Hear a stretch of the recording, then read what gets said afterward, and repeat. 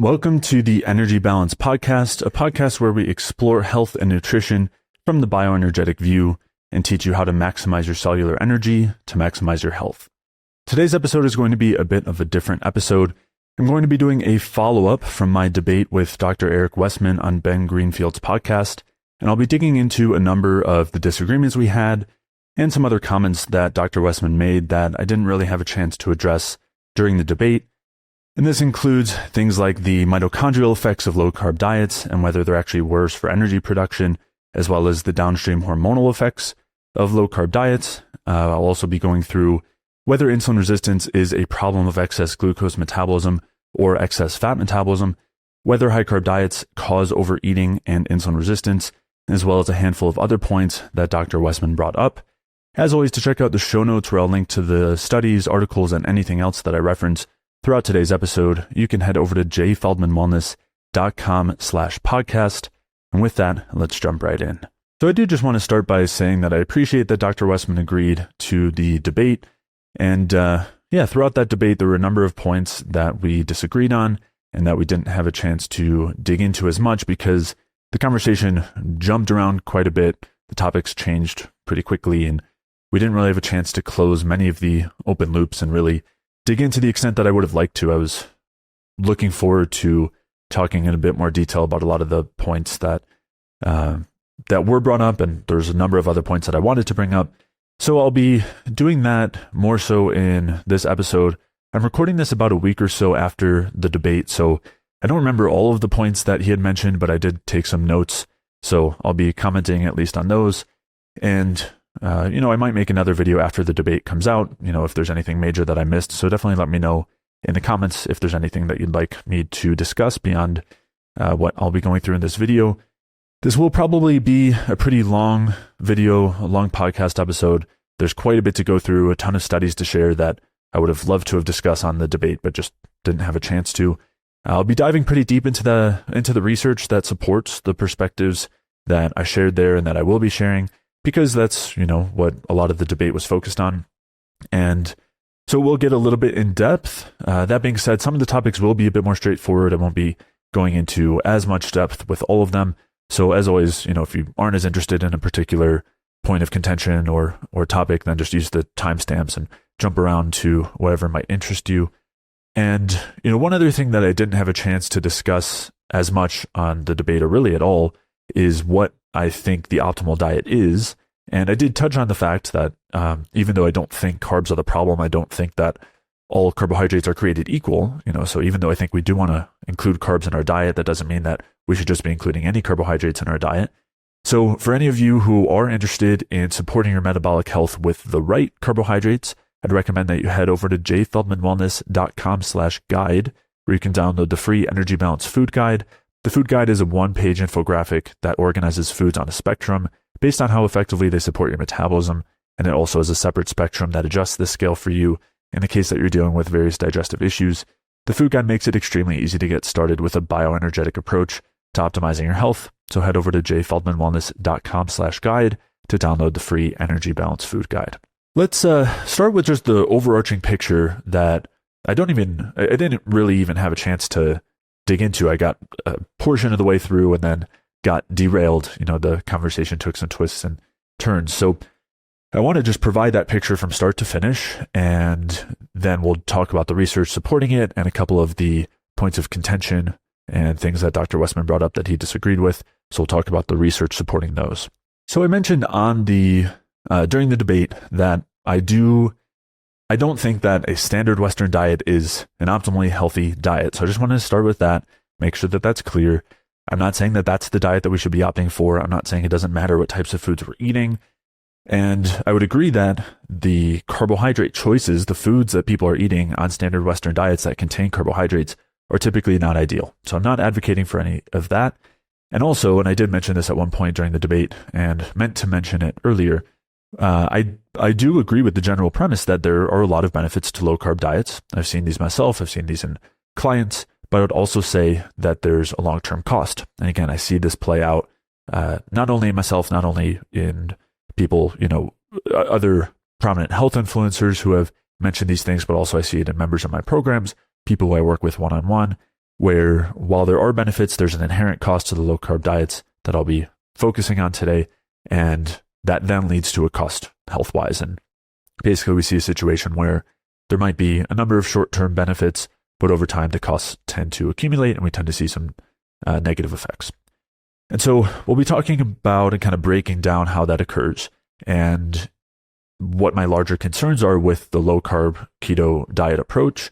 We'll start by digging into the bioenergetic effects, the mitochondrial effects, basically looking at what happens with fuel usage on a low-carb or ketogenic diet compared to a higher-carb diet, and why we produce energy less efficiently on a low-carb diet, and why this also then signals stress.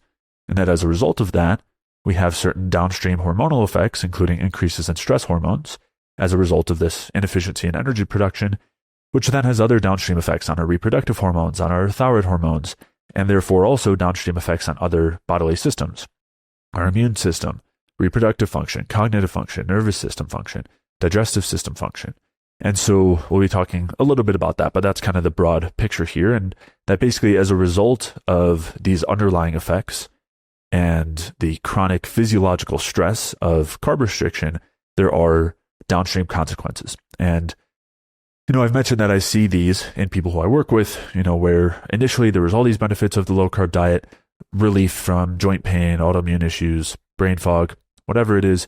But then over time, we start to see an increase in anxiety. We start to see trouble sleeping. We see lower energy, lower libido, increasing blood sugar values, low body temperature, and for people who are losing weight, potentially weight regain as well. And so we'll be discussing the underlying physiology that leads to those things. And, it's worth mentioning as well here that I did do different variations, different iterations of low-carb diets for years.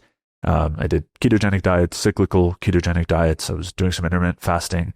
I did just kind of more of a standard low-carb approach as well, the kind of paleo low-carb approach.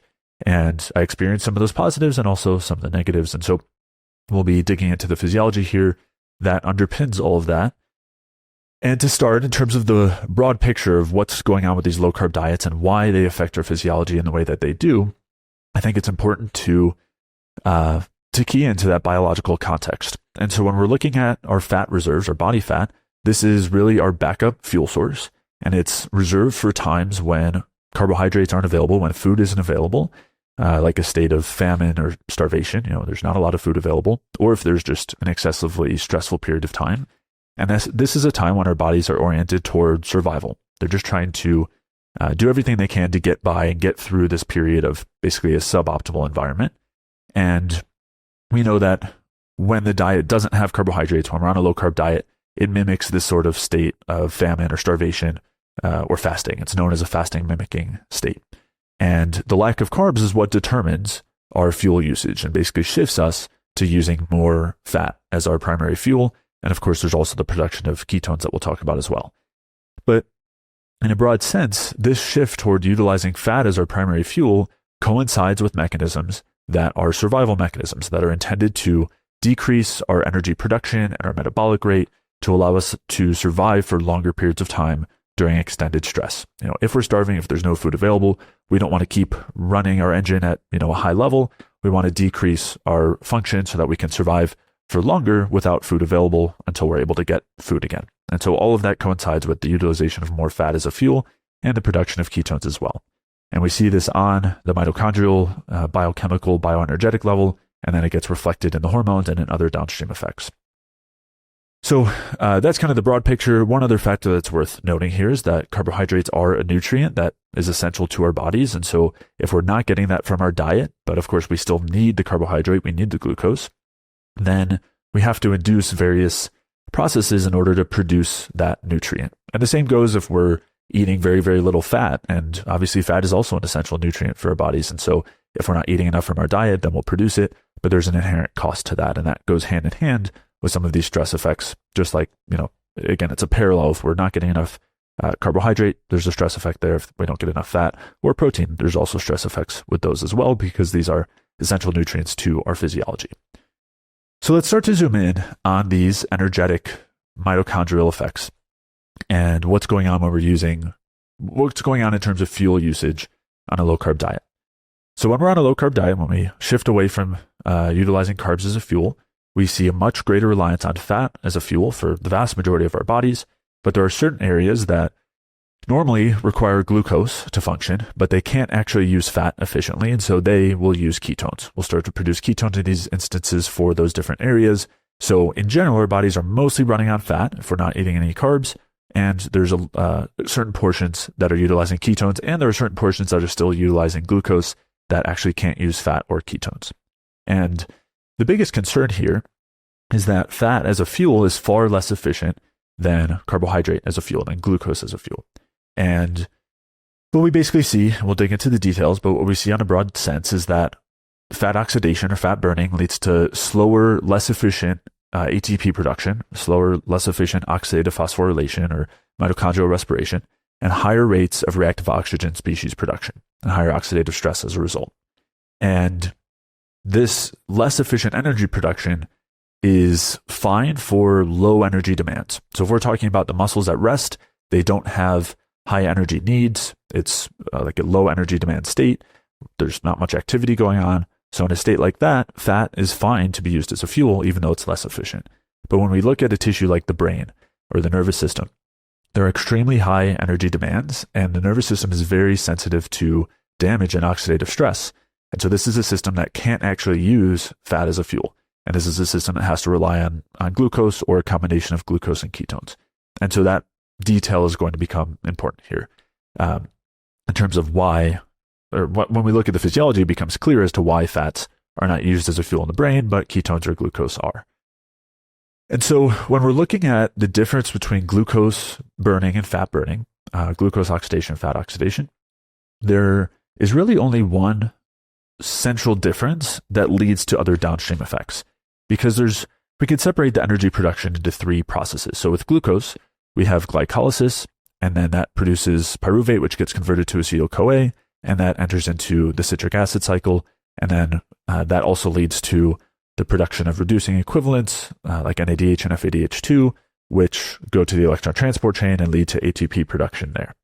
When it comes to fat metabolism, most of that is the same, except instead of having glycolysis, where we're converting it to pyruvate, the fatty acid undergoes what's called beta-oxidation and gets converted into acetyl-CoA, and then that enters the citric acid cycle just the same, and then we have energy production at the electron transport chain. So a lot of what happens is very similar. There's a lot of overlap between glucose and fat metabolism, and the real difference comes in the earlier parts, the glycolysis versus the beta-oxidation. And so we want to zoom in a little bit on that.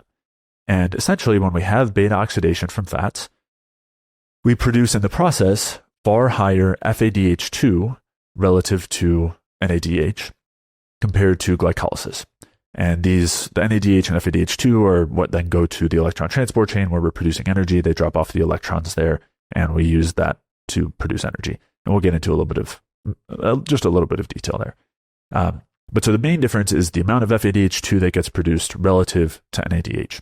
And so when we're undergoing beta oxidation, there's a 2.5 times greater ratio of FADH2 to NADH than when we undergo glycolysis. And it's not just between those two. It's when we do the full fatty acid oxidation. So we go through beta oxidation and then the citric acid cycle.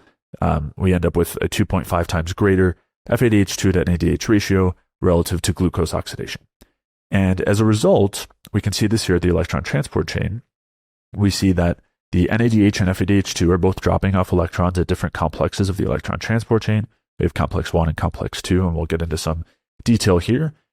And then those electrons are passed on to coenzyme Q or ubiquinone, and then they get passed on from there, and we basically use the drop-off of electrons to pump protons across the membrane to create a gradient, and we use that gradient to produce ATP. And when we're dropping off more electrons with FADH2, we end up with a lot of electrons being dropped off to coenzyme Q at the same time. And this leads to a buildup of electrons there faster than they can be offloaded. And so the whole chain here gets clogged up. And as a result, there's excess electrons that end up getting passed on and creating reactive oxygen species. We also see that there's a potential for what's called reverse electron transport, where the electrons actually go backward back to complex 1 and produce reactive oxygen species there. And we also see there's an increase in the NADH to NAD plus ratio, because when there's this buildup of electrons here, NADH can't drop off electrons to complex 1 as efficiently. So the NADH builds up and you get less NAD plus, so that ratio builds up as well. And that's going to have some downstream effects. So there's 3 kind of general concerns there. Now we can see some of those play out here. So this is a diagram from a study titled "The Randall Cycle Revisited, A New Head for an Old Hat." And we see that with beta-oxidation, they're showing that there's far more FADH2 being produced relative to NADH, whereas glucose, it much more favors NADH. And so as a result, with the beta-oxidation, in this case, they're actually showing reverse electron transport that's creating reactive oxygen species from complex 1, which is a factor. But we also see some other places where reactive oxygen species are produced. And then, as we said, in this case of beta-oxidation or fatty acid metabolism, we'll also see an increased NADH to NAD plus ratio. So if we take a look at this diagram, this is from a study titled "Electron Transport Dependent and Independent Mechanisms of Mitochondrial Hydrogen Peroxide Emission During Long-Chain Fatty Acid Oxidation." So we can see a bit more detail here. Obviously, this is a bit more complicated of a diagram. But what we actually see is that there are some other places where reactive oxygen species are produced, and we also see some other details in the electron transport chain.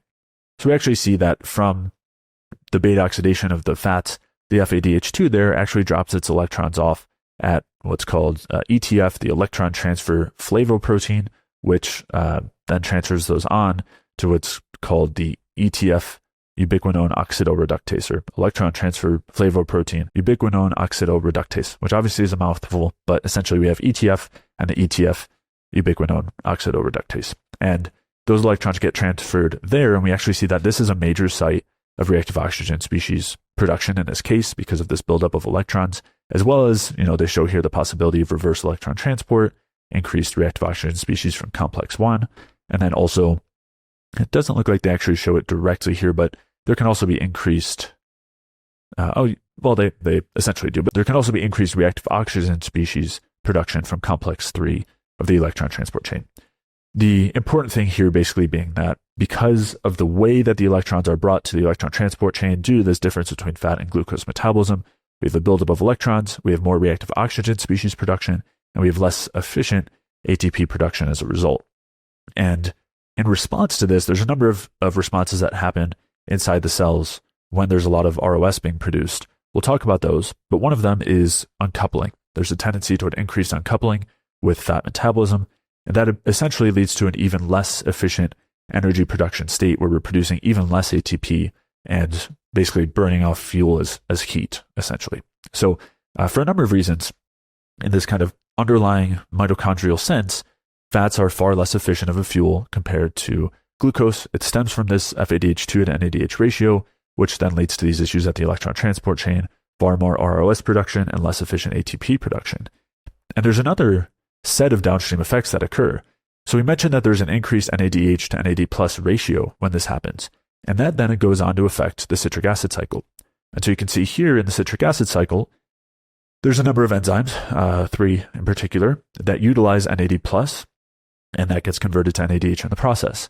When we have a buildup of NADH to NAD plus, it actually slows down these enzymes. And this is especially important at the level of isocitrate dehydrogenase, which is the rate limiting step of the citric acid cycle. And so this actually gets inhibited by the buildup of NADH to NAD+, which then leads to a buildup of isocitrate and citrate, especially also because the aconitase enzyme gets inhibited by the oxidative stress. And so we see this buildup of citrate, which has a number of effects that we won't touch on in too much detail here, but it also leads to an accumulation of acetyl-CoA. And so as a result of this buildup of acetyl-CoA, we actually see an inhibition of the enzyme pyruvate dehydrogenase. This is the enzyme that basically ties glucose to the citric acid cycle. And when the glucose ends up getting converted to pyruvate, it then has to get converted to acetyl-CoA by pyruvate dehydrogenase. This enzyme gets inhibited by that buildup of acetyl-CoA, as well as the higher NADH to NAD plus ratio.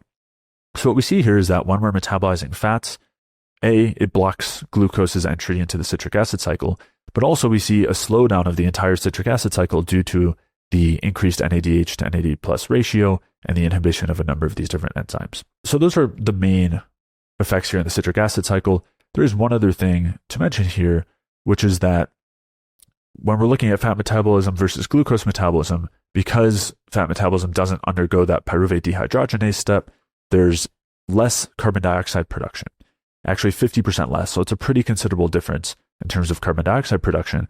And when we have less carbon dioxide, that actually leads to less oxygenation of the cells via an effect called the Bohr effect. And it also leads to less protection against reactive oxygen species and reactive nitrogen species, because both of those, carbon dioxide essentially protects us against both of those and leads to reduced production of them. So those are our general differences here between fat metabolism and glucose metabolism. We have this difference in FADH2 to NADH ratio, leads to more ROS production, less efficient ATP production, an increased NADH to NAD plus ratio, or another way of saying that is a decreased NAD plus to NADH ratio. And we also see less carbon dioxide production. And that all of these effects lead to a slower rate of respiration and less efficient respiration. So that's our general underlying kind of biochemical, bioenergetic concerns. And we're going to be going through studies that demonstrate all of this. But it's also worth highlighting a little bit of the difference between glucose metabolism and fat metabolism versus ketone metabolism. So ketone oxidation is more efficient than fat oxidation. It's actually more similar to that of glucose oxidation. So with fat metabolism, you had a 2.5 times greater ratio of FADH2 to NADH. With ketone metabolism, you have a 1.5 times greater ratio of FADH2 to NADH relative to glucose. So it's still higher, but not as much higher. You do still have the less carbon dioxide production. And so between those things, ketone oxidation is still less efficient than glucose, but it's far closer to glucose than fatty acid metabolism. So it's nowhere near as problematic as fatty acid metabolism, and it's still relatively efficient. Now, there are a couple of sources of confusion when it comes to the metabolism of these different fuels. So I just want to touch on those really briefly. The first is that there's normally a conflation between glucose oxidation and glycolysis. So with glycolysis, we have the conversion of glucose to pyruvate, and then we can have this conversion from pyruvate to lactate. And so when a cell is only running glycolysis, essentially it's a state where the glucose is getting converted to lactate. And this is something that we do when we see it in the muscles, essentially. When we're sprinting or doing like really high intensity movements, we rely on this glycolysis to produce energy because it's very quick. It doesn't actually utilize oxygen. But when we're utilizing glucose the vast majority of the time, we're actually doing complete glucose oxidation, which produces a lot more energy and is much more efficient. Glycolysis is not particularly efficient. Now, we do see an upregulation of glycolysis in different chronic health conditions or negative health situations. So that's not something that we want. We don't want to be in a state where we're stuck in glycolysis, but that's very different from glucose oxidation, a full, complete oxidation of glucose where we're actually producing energy far more efficiently. So that's one thing that I want to clarify. We're definitely not advocating for or suggesting that glycolysis is an optimal way to produce energy on its own. Now, the second part is that we do see that in these states where glucose oxidation, glucose metabolism is impaired, providing an alternate fuel source is beneficial. So providing ketones in a state like that, let's say this is a state where the brain is dealing with some metabolic issues and it's not efficiently producing energy from glucose. If you provide ketones, you'll see benefits in a case like that. You can even see benefits from utilizing fat as a fuel instead of inefficiently utilizing glucose as a fuel in other areas, not the brain. And again, this comes back to a situation where the problem is not that the glucose metabolism itself is the issue, but rather that we're not efficiently using that glucose, we're not efficiently metabolizing it. And so in that situation, we would see benefits from using these other fuel sources, but we haven't actually fixed the issue. We haven't fixed the metabolic problem with glucose. And we'll talk about how this is actually what happens in insulin resistance, fatty liver disease, heart failure, and on from there. These are states where we have inefficient glucose metabolism, and we therefore end up relying more so on fat metabolism, but that's actually not an ideal state. That's not a state that we want to be encouraging, and instead we want to actually fix the glucose metabolism issue. So that's our broad picture when it comes to the difference in fuel utilization and how it impacts energy production in the mitochondria. And as a result of that, as a result of this difference in fuel utilization and energy production, we then see certain hormonal effects on a low-carb diet where we're using these fuels, or fasting or in starvation, that we see this parallel hormonal effect as a result of these underlying energetic effects, as well as just the lack of this dietary nutrient. And so what we see is that with this impaired energy production, this less efficient energy production, this results in the chronic reliance on stress hormones, namely glucagon, epinephrine, and cortisol, which increase energy production. They force the cells to continue producing energy despite this inefficiency. They essentially say, we need more energy regardless of the cost, so let's upregulate our energy production. And the byproduct of this is a couple of things. One is they maintain increased levels of fatty acid metabolism, and they also increase the production of glucose via gluconeogenesis. So this is also, a part of the stress pathway that increases glucose production for the tissues that need it. Now, while these stress hormones increase mitochondrial respiration in the short term, they slow our metabolic rate in the long term by turning down the other hormones that regulate our long-term metabolic rate, basically like our metabolic dials. And this includes the thyroid hormones and the reproductive hormones. So we know, for example, that glucagon decreases the conversion of T4 to T3. And these are thyroid hormones. T3 is our active thyroid hormone. So when we have less T3, we have a decreased metabolic rate. We also know that there are a number of downstream effects of this. For example, T3 is necessary for steroid hormone production, like for the reproductive sex hormones, sex steroids. And this is via control over a protein called the STAR protein, the steroidogenic acute regulatory protein. Basically, T3 increases that so we can stimulate steroidogenesis. We can increase the production of steroid hormones. And so when we don't have enough T3, we'll also see a downregulation of those reproductive hormones. And this is just with glucagon, but we have parallel effects with epinephrine and cortisol, and even stronger effects, especially when we get to cortisol, where it turns down not just T4 to T3 conversion, but it turns down thyroid hormone production at the thyroid gland. It lowers GnRH and LH and FSH that all stimulate the reproductive hormone production. So, as well as a number of other areas where cortisol interferes with these sorts of hormones. So it's a stronger signal, but basically all of these hormones work together in this state to turn down our metabolic rate and basically help us deal with the stress at hand due to starvation, fasting, or just a lack of carbs in the diet. And so as a result of this, we see this basically accumulated stress over time. And while there might be benefits initially for a number of reasons on a low-carb diet, due to removing a lot of problematic foods, due to maybe providing fuels that we can use more efficiently when we can't use glucose effectively, or for, again, a number of other reasons which I've dug into in prior podcast episodes, we might see various benefits, but we also see this accumulating stress over time that leads to reduced thyroid hormone activity, lower reproductive hormones, lower metabolic rate, and a number of other effects that these hormones have. Thyroid hormones have effect on everything from immune function to digestion to cognitive function. These are very global hormones. And this is why, again, as I mentioned, I'm often seeing these sorts of negative effects like anxiety, low energy, low libido, rising blood sugar, trouble sleeping, low body temperature, and various other symptoms, over time in people on these low-carb diets. So that's kind of the broad overview picture. And it seems like on one hand, Dr. Westman might have actually agreed with at least the conclusion that low-carb or ketogenic diets lower the metabolic rate through these mechanisms, because toward the end of the debate, he did agree that ketogenic diets would lower the metabolic rate, and he was just saying this is actually a good thing due to the rate of living theory. We'll come back to this point later, because I would say this is definitely not a good thing, and we'll talk about the rate of living theory a little bit and why this doesn't actually mean what people think that it means. But it does seem like maybe he was at least in agreement. We didn't actually get to this point where I was able to kind of lay everything out from start to finish in terms of the broad picture. But it seems like maybe he would have agreed that these low-carb diets, it seems like he did agree that the low-carb diets lower the metabolic rate. At least that's what he was suggesting. But he was just saying this is a good thing. We'll come back to that later. And I would argue that it's definitely not a good thing physiologically.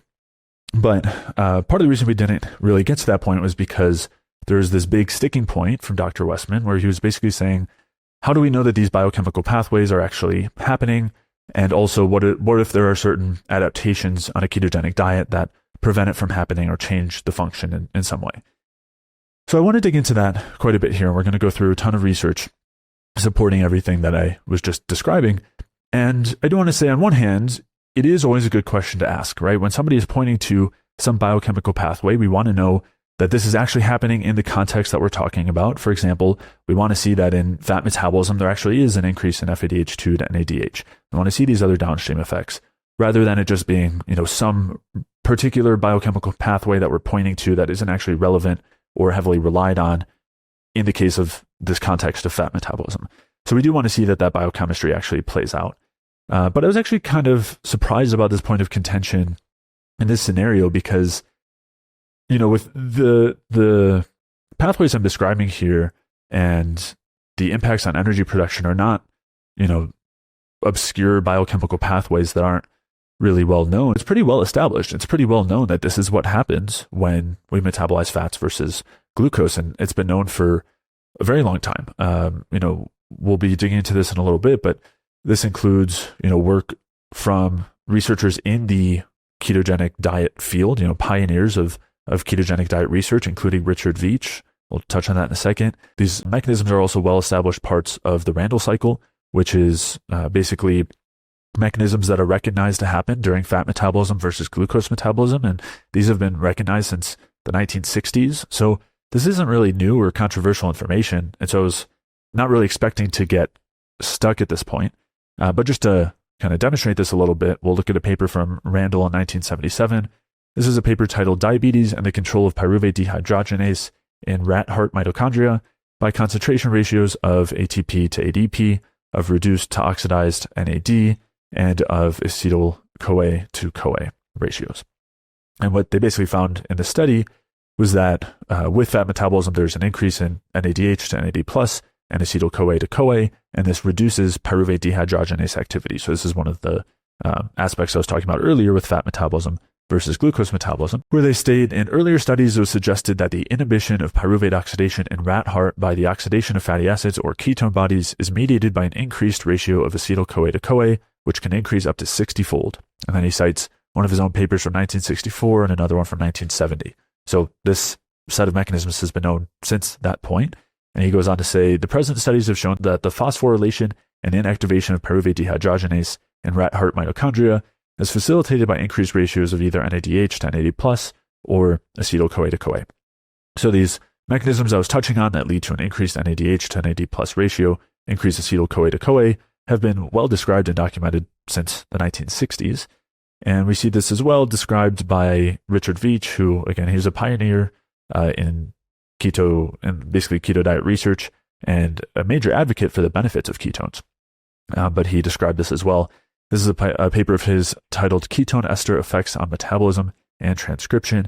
And he's basically explaining here why using exogenous ketones is a good idea and could be therapeutic without a ketogenic diet, and that we might want to do this to avoid the negative effects of a ketogenic diet being driven by fatty acid metabolism, by fat oxidation. And he states here, ketosis induced by starvation or feeding a ketogenic diet has widespread and often contradictory effects due to the simultaneous elevation of both ketone bodies and free fatty acids. The elevation of ketone bodies increases the energy of ATP hydrolysis by reducing the mitochondrial NAD couple and oxidizing the coenzyme Q couple, thus increasing the redox span between site 1 and site 2. In contrast, metabolism of fatty acids leads to a reduction of both mitochondrial NAD and mitochondrial coenzyme Q, causing a decrease in the delta G of ATP hydrolysis. He's touching on some kind of more in-depth biochemistry here, but the short of it being essentially that he was noting that fat metabolism is far less efficient than ketone metabolism, and that's why we can have negative effects on a ketogenic diet because of the increased fats. And he's suggesting in this paper maybe we should just use exogenous ketones instead. And he's basically pointing to that there's a decrease in NAD, as we were talking about, a decreased NAD+ to NADH ratio, and more reduced coenzyme Q, and as opposed to the more oxidized coenzyme Q that he described with ketone metabolism. And then as a result of basically this inefficiency, there's a decrease in the delta G of ATP hydrolysis, which is more complex than is worth explaining here. But the short of it is that this is, these are some pretty well-established pathways and effects of fat metabolism versus glucose metabolism kind of throughout the research field. And, the identification of these biochemical pathways comes from studies where they do a biopsy and they're looking at cells or the mitochondria, typically from rodent models, and they provide them different fuels and they see what the different results are. And then there are other research that they do later where they're looking at this, in vivo, and we'll talk about that too. But Dr. Westman brought up this idea that, we're very different from rats. And so the research on rats and other rodents might not apply to us. And I wanted to touch on that briefly here before we dig into more of the research and mention that there is some truth to this. In particular pathways, enzymes, areas of physiology, there are important differences between humans and rodents. But in general, there's a huge overlap. Way more is overlapping than not when it comes to rodent physiology versus human physiology. And that's why we do a lot of rodent research. If it didn't apply to humans, we wouldn't really do it very much, whether it's when we're looking at different diets or medications or supplements or any intervention. And this is especially the case when it comes to fat and glucose metabolism. It's not like we're looking at an animal model that never uses fats and we're trying to provide them fats and see what happens. Whereas we as humans, we always use fats. It's not something like that. Rodents oxidize fatty acids extremely effectively. Their bodies physiologically are accustomed to utilizing fats. And there's no physiological basis to suggest that the effects that we'd be looking at in rodents would be different in humans. And we'll actually be looking at some research that shows that these mechanisms are conserved across all species, or a number of species that we'll look at. It's not just looking at rodents and humans, but you see it in birds, you see it in cows, that you see these same mechanisms at play. And so, in general, I don't think there's really any basis to suggest that there would be a difference here. And when we look at rodents versus humans, in terms of these biopsy studies, we don't see any difference. And it's also worth mentioning as well, we're looking at tissues that are very well equipped to metabolize fats. They're looking at, in these studies, skeletal muscle or heart muscle, which you normally are utilizing fats. Whether we're eating a higher carb diet or a lower carb diet, these tissues are always going to be oxidizing fats. So it's not like, again, we're looking at a very different situation on a keto diet versus a higher carb diet. And we'll talk about this a bit later, but this is a situation where we're seeing what would happen in normal fat metabolism. And there shouldn't be any, there's no basis to suggest that there would be any difference, whether we're looking at mitochondria for someone on a ketogenic diet here or a higher carb diet, because in both cases, skeletal muscle and heart muscle are going to be using a lot of fatty acids. But we'll get into that in a little bit more detail in a bit and break that down a bit more. But I just wanted to at least start by looking at these studies in different animal and human models showing what happens with fat metabolism versus carb metabolism. Now, I know I shared one of these on the debate. I don't remember which it was, so I'll just go through both of these to start. The first one is a paper titled Palmitate-Induced Changes in Energy Demand Cause Reallocation of ATP Supply in Rat and Human Skeletal Muscle Cells. And they state, probing the bioenergetics of rat and human myoblasts in real time, we show here that the saturated fatty acid palmitate lowers the rate and coupling efficiency of oxidative phosphorylation under conditions it causes insulin resistance. So we're seeing here they looked at both rat and human skeletal muscle and found that palmitate was basically reducing the efficiency of ATP production. In this study, this is a study titled Inhibition of NADPH Oxidase 2 or NOX2 Prevents Oxidative Stress and Mitochondrial Abnormalities Caused by Saturated Fat and Cardiomyocytes. So we're looking at the heart mitochondria here. And they state the saturated fatty acid palmitate causes a decrease in mitochondrial respiration in cardiomyocytes. Palmitate causes an increase in both total cellular reactive oxygen species and mitochondrial reactive oxygen species. And so I should be clear here, we're not just looking at the mitochondria, we're looking at the entire cardiomyocyte, the entire cell, and seeing an increase in ROS in the mitochondria and outside of the mitochondria from utilizing the saturated acid palmitate as a fuel.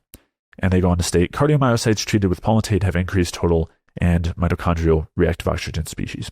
So again, we're seeing this play out in the mitochondria and in the cells when they're respiring on fat as a fuel. And we see this in some other animals as well. So this first study is looking at pigeons. And we won't go into detail here. I'm just going to comment on it real briefly or mention the title, which is The Mitochondrial Generation of Hydrogen Peroxide, General Properties and Effect of Hyperbaric Oxygen. And in this study, they looked at pigeon heart mitochondria and they provided them palmitate in the form of palmitoyl carnitine. So it's palmitate bound with carnitine so that it could be used in the mitochondria. And they found that it increased reactive oxygen species. So this is in pigeons, we're seeing that. And in this study, we're looking at cows, and this is a study titled Nuclear Factor Erythroid 2 Related Factor 2, that's NRF2, protects bovine mammary epithelial cells against free fatty acid-induced mitochondrial dysfunction in vitro. And this study states, results indicated that exogenous free fatty acid challenge induced linear and quadratic increases in concentrations of mitochondrial ROS. So essentially, as they increased fatty acid availability and increased fat metabolism, there was a linear and quadratic increase in ROS production in these mitochondria. And again, we're looking at the mitochondria in cows in this case. And they go on to state high concentrations of free fatty acids, similar to circulating free fatty acid concentrations in dairy cows with fatty liver during the transition period, induced mitochondrial dysfunction in bovine hepatocytes in vitro. So they're talking about other studies showing that you saw the same effect in liver cells from the cows, as well as in this study when they were looking at the mammary epithelial cells. So we're seeing these same mechanisms, throughout species in different tissues as well, that all are used to utilizing fats, that when they utilize fats as a fuel and you increase that fat utilization, you see increased ROS and less efficient ATP production. And then we have a number of studies. I mean, I'm sharing a fraction of all these studies here. I'll be citing more in the show notes, but these are just some of the more notable ones. But in this case, we can look at studies that are looking at exactly how these ROS are produced, how the reactive oxygen species are getting produced in this scenario, how efficient the ATP production is, and how exactly that's happening. They're able to break it all down by blocking certain complexes or zooming in at basically what's happening and what products are being produced. And so we can see this all very clearly. It's all very well documented. And we'll take a look first at this study titled Topology of Superoxide Production from Different Sites in the Mitochondrial Electron Transport Chain. And in this case, they looked at skeletal muscle, they looked at heart, they looked at liver cells, and the mitochondria there. And they basically provided fatty acids and saw that there was far more reactive oxygen species being produced. And in this case, this is, in a rodent model. And so we'll just look at a couple of quotes here where they describe in detail how this is all happening. We already went through this in terms of the mechanisms, but, I touched on it before, but this is the research that's supporting it, that's saying this is actually what's happening in these scenarios. And so they go on to state here, mitochondria from skeletal muscle or heart generated significant amounts of superoxide, that's a reactive oxygen species, from complex 1 when respiring on palmitoyl carnitine. So that's basically the fatty acid palmitate bound with carnitine. They go on to state the greater hydrogen peroxide production with palmitoyl carnitine than with complex 1 substrates could be because complex 1 is more reduced with palmitoyl carnitine due to reversed electron transport and competition with the ETF, ubiquinone oxidoreductase, for oxidized Q. So I'll just pause there, but they're describing exactly what we were seeing earlier. With the fatty acid metabolism, you have far greater drop-off of electrons from FADH2 relative to NADH compared to glucose, where you have far more NADH electron drop-off relative to FADH2. And in this scenario, they're describing exactly what we were describing earlier, which is that they saw increased reactive oxygen species due to potential reverse electron transport, and also the competition due to basically the fact that all of the coenzyme Q gets reduced and there's not enough oxidized Q left or ubiquinone left. They go on to state, greater steady state reduction of complex 1 would lead to greater matrix ROS production with palmitoyl carnitine as a substrate. Additionally, it could be that the ETF, ubiquinone oxidoreductase, and ETF can also produce superoxide on the matrix side of the membrane when palmitoyl carnitine is added. So we saw this in that earlier diagram that there's actually ROS being produced at those enzymes. And they go on to state fatty acid beta-oxidation does lead to release of reactive oxygen species, primarily from complex 1 on the matrix side of the inner membrane, which can lead to hydrogen peroxide spilling out into the cytosol. So that's what they found to actually be the case.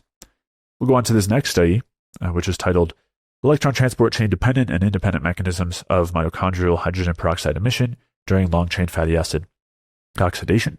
So again, similar study, in this case looking at a different rodent model in mice, seeing those same effects and identifying where these ROS are coming from when the cells and mitochondria are utilizing fat as a fuel. They state, using skeletal muscle mitochondria, our findings indicate that even a low supply of long-chain fatty acids is associated with ROS formation in excess of that generated by NADH-linked substrates. So the NADH-linked substrates being, glucose and pyruvate, whereas we have more of an FADH2-linked substrate here with the fats. And so this was associated with greater ROS formation. They go on to state, moreover, ROS production was evident across the physiological range of membrane potential and was relatively insensitive to membrane potential changes. Determinations of topology and membrane potential, as well as use of inhibitors, revealed complex 3 and the electron transfer flavoprotein ETF and ETF oxidoreductase as likely sites of ROS production. So they were able to identify, we know there's ROS, where is it coming from? And by blocking, they mentioned using different inhibitors and, using different techniques in the research, they're able to identify this is actually where it's coming from. And that's how we end up with these pathways, is we actually see that they're happening in these sorts of studies. And then we identify, okay, we know that when we're oxidizing fats, we're getting ROS from these places. Here's a couple of other studies showing similar effects. So this is a study titled Oxidation of Fatty Acids is the Source of Increased Mitochondrial ROS Production in Kidney Cortical Tubules and Early Diabetes. So in this case, they induced type 1 diabetes in rats, and they were looking at mitochondria in the kidneys. And at first they state, owing to kidney cellular complexity, the current study was performed specifically on mitochondria isolated from cortical tubular structures, the highly oxidative nephron segments that depend on the ATP generation from fatty acid oxidation, free of medullary structures which are highly glycolytic. So they're just identifying they were specifically using mitochondria that normally use fats as a fuel. They were making sure not to use the mitochondria that normally are just using glycolysis as a fuel, because that wouldn't be a good representation of what goes on with fatty acid metabolism in mitochondria. And what they found looking at those mitochondria was that mitochondrial fatty acid oxidation is the source of the increased net ROS production, and the site of electron leakage is located proximal to coenzyme Q at the electron transfer flavoprotein that shuttles electrons from acetyl-CoA dehydrogenases to coenzyme Q.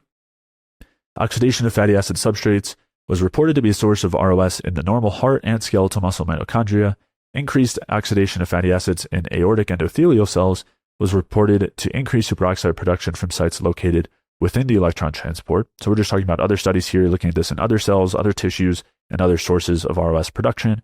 They go on to state the equal decrease of ROS with rotenone indicates that an additional site rather than the reverse electron transport to complex 1 is responsible for the increased ROS generation by diabetic tubule mitochondria oxidizing fat substrates. So basically by using certain inhibitors here, they were identifying that it's not just reverse electron transport driving the ROS production, although that can be a factor as shown in other studies, but they were finding that there are other places where we're seeing this ROS generated. They go on to state these data also indicate that a site other than complex 3 significantly contributes to ROS generation when fatty acids are used as substrates in diabetes. So there is ROS generation at complex 3, but they're saying there's another site as well. And they go on to state the study identifies fatty acids as the source of reducing equivalents responsible for increased ROS production by kidney tubule mitochondria in diabetes, and shows that ETF, the electron transfer flavoprotein, is the major site of electron leakage. So in the study, they were showing that that's where most of the ROS are coming from.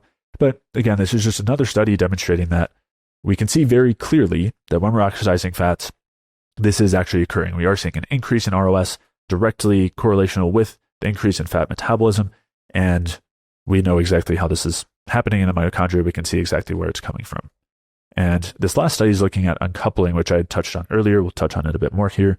And this study is titled Induction of Endogenous Uncoupling Protein 3 Suppresses Mitochondrial Oxidant Emission During Fatty Acid-Supported Respiration.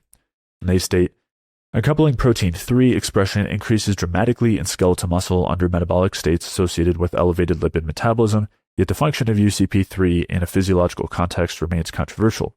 Elevated uncoupling activity was evident in the EXR fibers only upon the addition of palmitate, which is a known activator of UCP3, or under substrate conditions eliciting substantial rates of hydrogen peroxide production, such as respiration supported by succinate or palmitoyl L-carnitine malate, but not with pyruvate malate. Indicative of UCP3 activation by endogenous ROS. In this study, they were actually not just looking in vitro at isolated mitochondria, they were looking at rat and mouse muscle fibers. This is what's called an in situ study, so it's more relevant to what happens in vivo as opposed to just looking at mitochondria individually. What they basically found was that with elevated fat metabolism, and specifically with using palmitate as a source of, as the fat metabolism source, they found increased ROS production.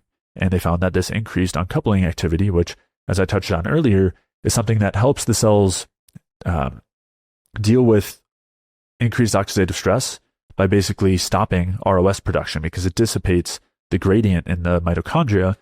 But as a result, you also get less ATP production. And so we saw this playing out here in this study.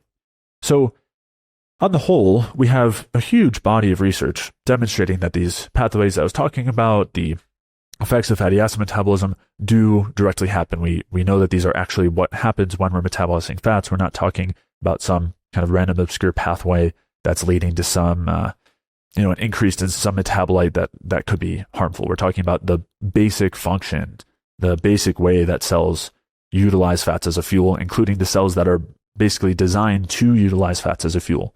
In those cases, we still see this happening. We see it not only in rodents, not only in humans, not only in pigeons, we see it in cows. I mean, this is something that's conserved throughout species and is basically built into the nature of fat metabolism. Now, Dr. Westman had also suggested that maybe there would be some adaptations on a ketogenic diet that would prevent these effects. Now, he didn't mention what those adaptations might be, and there's also no physiological basis for this. As I was saying, this isn't a case where we're going from zero fat metabolism to a lot of fat metabolism. In that case, of course, you would expect there to be some physiological changes, some adaptation that goes on. But we're talking about a situation where even on a higher carb diet, there's still a lot of fat utilization in the muscle and in the heart, which of course is a muscle. And that the amount of fat metabolism will increase when we're on a low carb diet, but these are tissues that are already used to burning fat. So there wouldn't be a reason to see some major adaptation, some difference on a low carb diet. And so there's no reason why, on a higher carb diet, someone would be maladapted to utilizing fats. A lot of their tissues are still utilizing fats and, totally fine. There's not an inherent problem with that. So there's no real basis for an idea that there should be an adaptation in a case like this. And then on top of that, these effects are also inherent to the differences between fat metabolism and carb metabolism. There's no support for this idea, this supposition that there would not be a 2.5 times greater FADH2 to NADH ratio with palmitate metabolism versus glucose metabolism. In order for that to happen, there would have to be some totally different way of utilizing fats for fuel that's never been identified, that no one has ever heard of or come up with. And so at that point, we're just kind of making up some story, we're saying like, oh, maybe fats are used some totally different way from the way that we know that they're used. And there's no reason to think that. There's no support for that. And the same process is being undergone whether we're on a low carb diet or a high carb diet. So, and he didn't, Dr. Westman didn't provide any explanation as to what would be different. He didn't say that there's no support that he pointed to, no research for it, no possible mechanism pointed to. It's just maybe this is different on a low carb diet, but there's generally just no basis for that. That being said, we will look at some research on animals and on humans on low carb diets and ketogenic diets and see what actually plays out there. Although it is worth noting that, unfortunately, and we touch on this a little bit in the debate, there isn't as much data on humans and ketogenic diets as we'd like. It would be great to have more data there so that there are fewer question marks. But again, everything that we see right now in the research points us in a certain direction, and there's no reason to think otherwise. At this point, nothing that's been pointed to as far as a reason why it would be different. But before we dig into that research on humans and rodent models in low carb and ketogenic diets, I wanted to comment on something else that Dr. Westman had mentioned around this point in our discussion. So I was talking about the effects of fatty acid metabolism on the FADH2 to NADH ratio and the impact on the NAD plus to NADH ratio and on ROS production. And he had suggested that a muscle biopsy from humans on a ketogenic diet would be a way to look at this. And I was a little thrown off in the moment by that suggestion because you typically can't actually see something like the FADH2 to NADH ratio or NAD plus to NADH ratio from a biopsy like that because these reactions are occurring extremely quickly. There's interconversion that would be going on based on the procedure itself of a biopsy, looking at changes in blood flow, oxygenation, temperature. It would also depend on whether the tissue is actually utilizing fuel in that moment and at what stage it is, and whether it's just been, whether you were fasted, whether you were doing exercise, whether you just ate, all of these things would affect the momentary changes in these ratios. So it wouldn't actually be an effective technique for looking at this, not to mention another huge factor we have to consider when looking at this in vivo, which is that our bodies are always adapting and responding to our current scenario, our current situation. And so when there's a lot of oxidative stress, we have the activation of various defensive pathways. We talked about one of these in uncoupling, right? So we had shown, there was that study was saying when you have increased reactive oxygen species production, there's an increase in uncoupling as a protective factor. And we see that happen with fat oxidation. So depending on when you were looking, if there was a point where you had been producing energy from fats and then got, accumulated enough oxidative stress to drive uncoupling, and then the oxidative stress lowers, the ROS lowers, it would depend on exactly which moment you're seeing these things happening. And you might, in that case, need to look at the uncoupling protein levels as opposed to the actual ROS levels. And the same thing happens due to other pathways here, other defensive, adaptive pathways that we have when we have a lot of oxidative stress. For example, there's, and this was touched on in one of the studies, and we'll be going into some other studies talking about these antioxidant pathways, but one of the main ones is called the NRF2 pathway. And that gets activated when there's a lot of oxidative stress, and it increases the production of antioxidants to deal with that stress. So depending on when, what exact moment in time you're looking, you'll see a different state of the tissues, a different state of the adaptive response. And this also applies to the NAD to NADH ratio. So when you have a low NAD plus to NADH ratio due to this kind of poor metabolism of the electron transport chain, and as we said, this backs up the whole citric acid cycle, it's something that slows down respiration, that's something that obviously is a problem for our cells. So one thing that happens is there's a pathway called the NAD salvage pathway that gets activated. There's an enzyme called NAMPT that gets increased in order to restore and basically recover the NAD plus levels, so you have a better NAD plus to NADH ratio. And this has been shown to happen in something like fasting and also likely on a ketogenic diet. So initially, or in the short term, or depending on what point we're looking, yes, we might have inefficient energy production, but then there's a defensive response to try to deal with that. That doesn't mean that this is a good thing. In the long term, I would say that the underlying inefficiency and trying to deal with that inefficiency, of course, like we're able as humans to deal with suboptimal environments very well. That's how we've survived for so long. That's how we're as robust as we are. But that doesn't mean that that's actually going to be supportive of our health. We don't want to try to constantly be putting ourselves into an inefficient energy production state and see how long we can get by on that by inducing all these adaptive pathways. And this gets into a longer conversation on hormesis, which we've done a handful of podcast episodes on this, and I've written a couple of articles on this in the past, so I'll link to those in the notes. But circling back, so Dr. Westman had suggested this biopsy as an option to see these things, and it seemed like initially he was suggesting we would be able to see these ratios, the NAD plus to NADH ratio, or FADH2 to NADH ratio, or ROS levels. That might have been what he was initially suggesting, I'm not sure. But then after that, he was talking about isolating mitochondria from someone who's, a human who's been on a keto diet, and then provide that mitochondria with the fuel and see if it would be any different. And to my knowledge, I haven't seen any research doing that, like, doing a muscle biopsy on people on a ketogenic diet to look at those effects, probably for a number of reasons. I mean, one, there isn't research on all of the detailed areas of every different possible state that could exist, but also with that, biopsies themselves are really invasive. And so typically the international review boards are pretty resistant to those sorts of studies unless there's a strong basis for it. But this is why we have much clearer data looking at rodents, which is something that I had mentioned on the debate. Obviously, a lot of the research we're looking at here is in rodents, but there is also research on humans. And, we looked at a study earlier looking at, mitochondria from a biopsy on humans and seeing that fatty acid metabolism led to more RS production and inefficient respiration. But of course, they weren't on a ketogenic diet. But as I was saying, there's no basis to think that that would matter in terms of fatty acid metabolism, as I already described. So there's just a couple of things to mention there as far as the kind of state of the research. One other thing to mention is there is a newer technique called phosphorus-31 magnetic resonance spectroscopy. And this would potentially be a more effective option than a biopsy for actually seeing things like the NAD plus to NADH ratio levels in vivo without needing to do a biopsy. And it has been done in humans, in the brain specifically. I haven't seen it done elsewhere. And it has been done in humans on a ketogenic diet, looking at the brain and looking at NAD plus to NADH levels. But again, that's when they're utilizing ketones in the brain, ketones and glucose as opposed to fats. So it doesn't really tell us much about what we're talking about here in terms of the inefficiencies of fatty acid metabolism. So all that being said, what I'm pointing to is there are some limitations with the research, of course, but we'll look at the research that we do have, and obviously we've already looked at some of it, and whether it corroborates this idea that there would be any difference on a low-carb diet, and whether there's not actually the ROS production we would expect on a low-carb diet, and whether there's not actually the ATP production inefficiency or the increase in stress hormones that we would expect based on all these effects.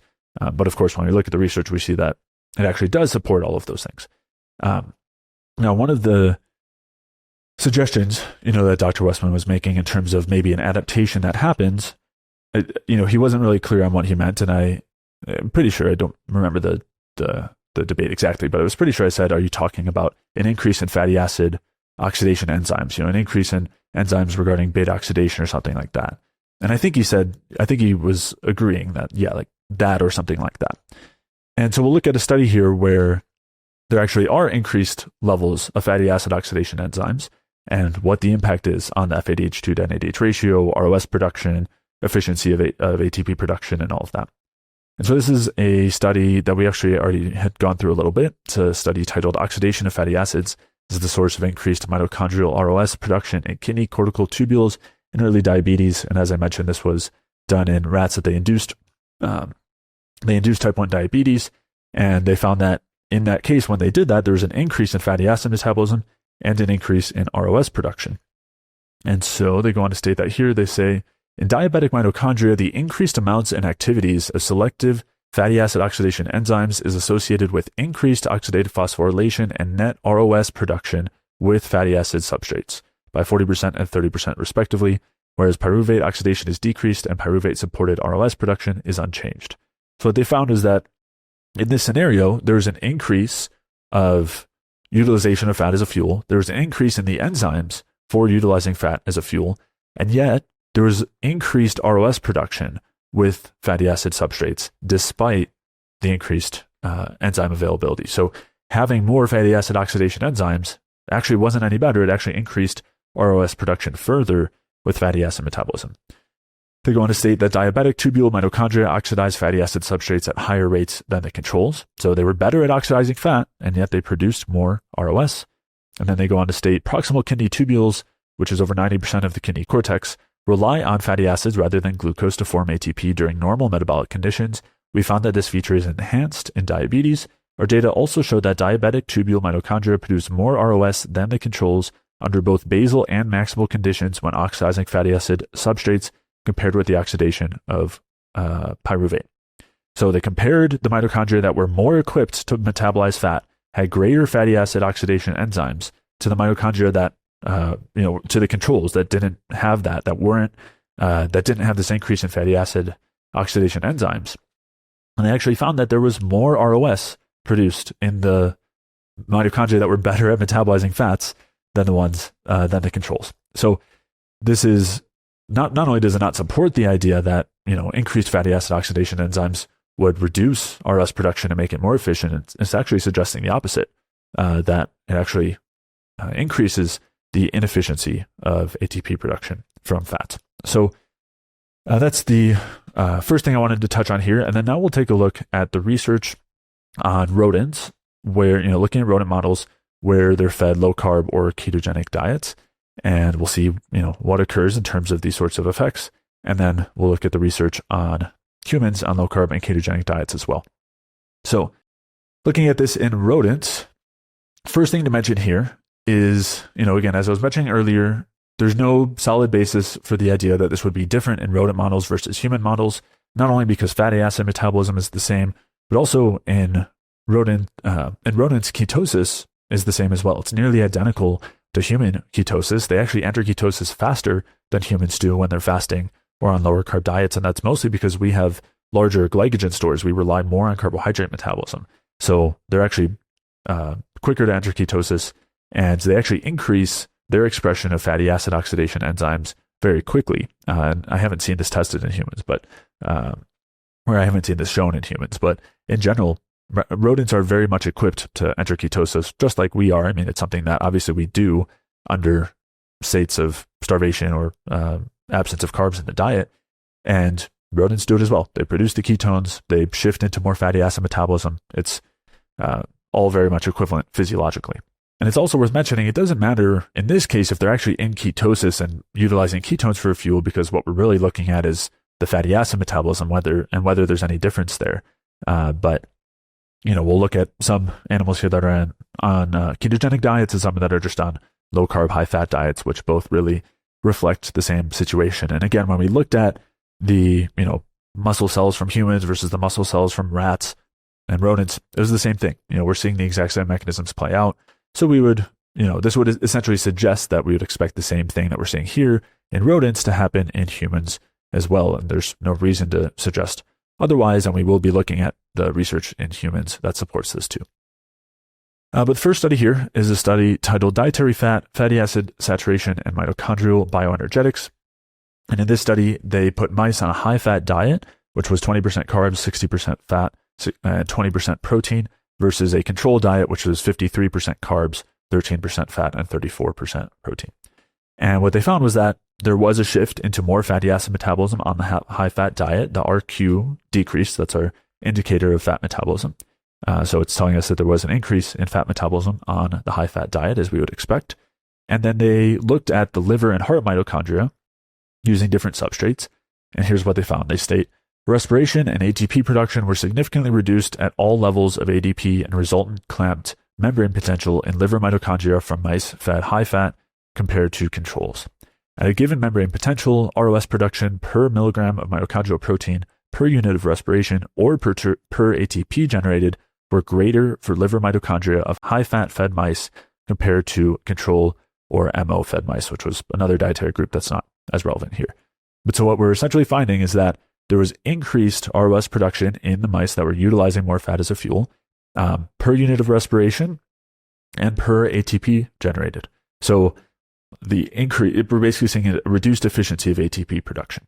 They go on to say, moreover, these ROS metrics began to increase at a lower membrane potential threshold.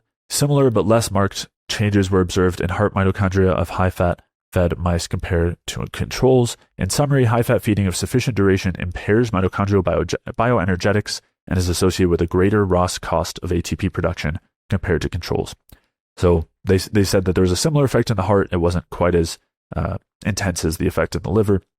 But what they found here was exactly what we're talking about.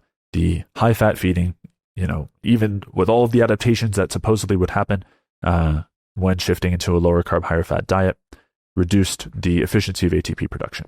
So we're seeing that pretty clearly here in this study. Next study is titled Effects of a High-Fat Diet on Energy Metabolism and ROS Production in Rat Liver. And this is another very similar study. They looked at a low-fat, high-carb diet versus a high-fat, low-carb diet. And what they basically found was that the high-fat, low-carb diet led to a lower NAD plus to NADH ratio, increased ROS, a more reduced ubiquinone pool, so the coenzyme Q was more reduced, and also a higher expression of the genes for fatty acid oxidation enzymes. And when they provided the mitochondria from the high-fat, low-carb diet with palmitoyl carnitine, there was more ROS production than in the higher carb, low-fat group, despite having the increased mRNA expression for the fatty acid oxidation enzymes.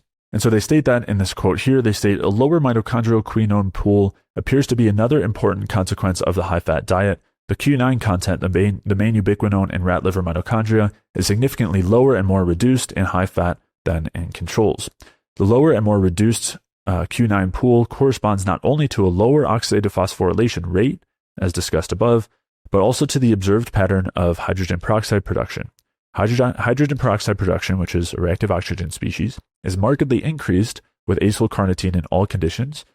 Several findings in the literature support the view of compartmentalization and channeling of mitochondrial beta-oxidation, acetyl-CoA dehydrogenases, providing electrons directly to the quinone pool via a specific protein, the ETF protein that we talked about earlier, therefore bypassing complex 1, while 3-hydroxyacyl-CoA dehydrogenase, a NAD-dependent enzyme, provides electrons directly to complex 1. Moreover, the fact that the mitochondrial complex 1 respiration alteration is low, while in complex 2 it is higher, also supports the view of compartmentalization in considering different pools on coenzyme Q. The highly reduced state of Q9 could therefore be a major factor of the high hydrogen peroxide production in high-fat feeding, a finding in agreement with the 7-fold increase in the mitochondrial alpha tocopherol content. So I know that was a lot, but what we're seeing here is all of this play out, right? With the high-fat, low-carb feeding, there was we saw the exact effects of the mechanisms that we would expect to see based on those bioenergetic mitochondrial differences that we talked about earlier. We're seeing all of those things here. We're seeing the increased ROS production, the more reduced ubiquinone moving to ubiquinol, We were also seeing the increased NADH to NAD plus ratio, which they didn't mention in this quote here. And they also mentioned something else that I had touched on, which is as a result of the increased oxidative stress, we see an increase in antioxidant pathway activation. And so that's why they saw this increase in alpha tocopherol content, where you saw this basically increase in an antioxidant to try to deal with this oxidative stress. And so we saw that play out as well here in this study. And then the last study that we'll mention here is looking at a specifically ketogenic diet. So this study is titled Ketogenic Diet Aggravates Cardiac Remodeling in Adult Spontaneously Hypertensive Rats. And they state 4 weeks of ketogenic diet feeding aggravated interstitial fibrosis and cardiac remodeling in spontaneously hypertensive rats. Now again, 4 weeks for a rat is far longer in terms of, a human equivalent time. So, this is quite a long time for them to be on a ketogenic diet, considering their lifespans and also how quickly they enter into ketosis and adapt to ketosis. They go on to state, our results showed that ketogenic diet significantly increased mitochondrial ROS production in the heart of the spontaneously hypertensive rats. Furthermore, ketogenic diet feeding reduced the glutathione content, however, increased the malondialdehyde content in hearts of the spontaneously hypertensive rats, also proving that the ketogenic diet promoted oxidative stress injury in the spontaneously hypertensive rats. So again, we're seeing all these mechanisms play out, and we're actually seeing that this reduced the glutathione content. So typically what we would see is initially there's this increase in the antioxidant response. You might see an increase in glutathione content initially, but then it will get depleted with time because we can't maintain those defense reactions forever. And so then we start to see the oxidative stress build up, and that's where we see the MDA, which is a lipid peroxide, basically a marker of oxidative stress, increase in this situation in the rodents on a ketogenic diet. So those are just a few studies looking at this actually play out in terms of, a low-carb ketogenic diet in rodent models. And we'll look at the research showing this in humans in a moment, but I wanted to touch on something else from the debate. So at one point, Bennett asked whether it's possible that ketones protect against this oxidative stress from the fatty acid metabolism. So sure, maybe there's there's ROS production from the fatty acids. Maybe the ketones are protective. And, of course, it's a good question. It's one worth asking. But, in my response there, I was trying to explain why I didn't think this was particularly relevant for a handful of reasons, and why, in general, this wouldn't actually be enough to make up for the stress and oxidative stress induced by a ketogenic diet. And there was a couple of reasons for that. So one is that, in general, and this was something that was touched on in that Veach paper, and we'll touch on it in a couple of others, but while there are ketones available mostly for the nervous system, the peripheral system is largely utilizing fat. It uses a little bit of ketones, but it's largely utilizing fat. And so the ketones aren't really present in those areas in the amounts necessary to have that sort of an effect.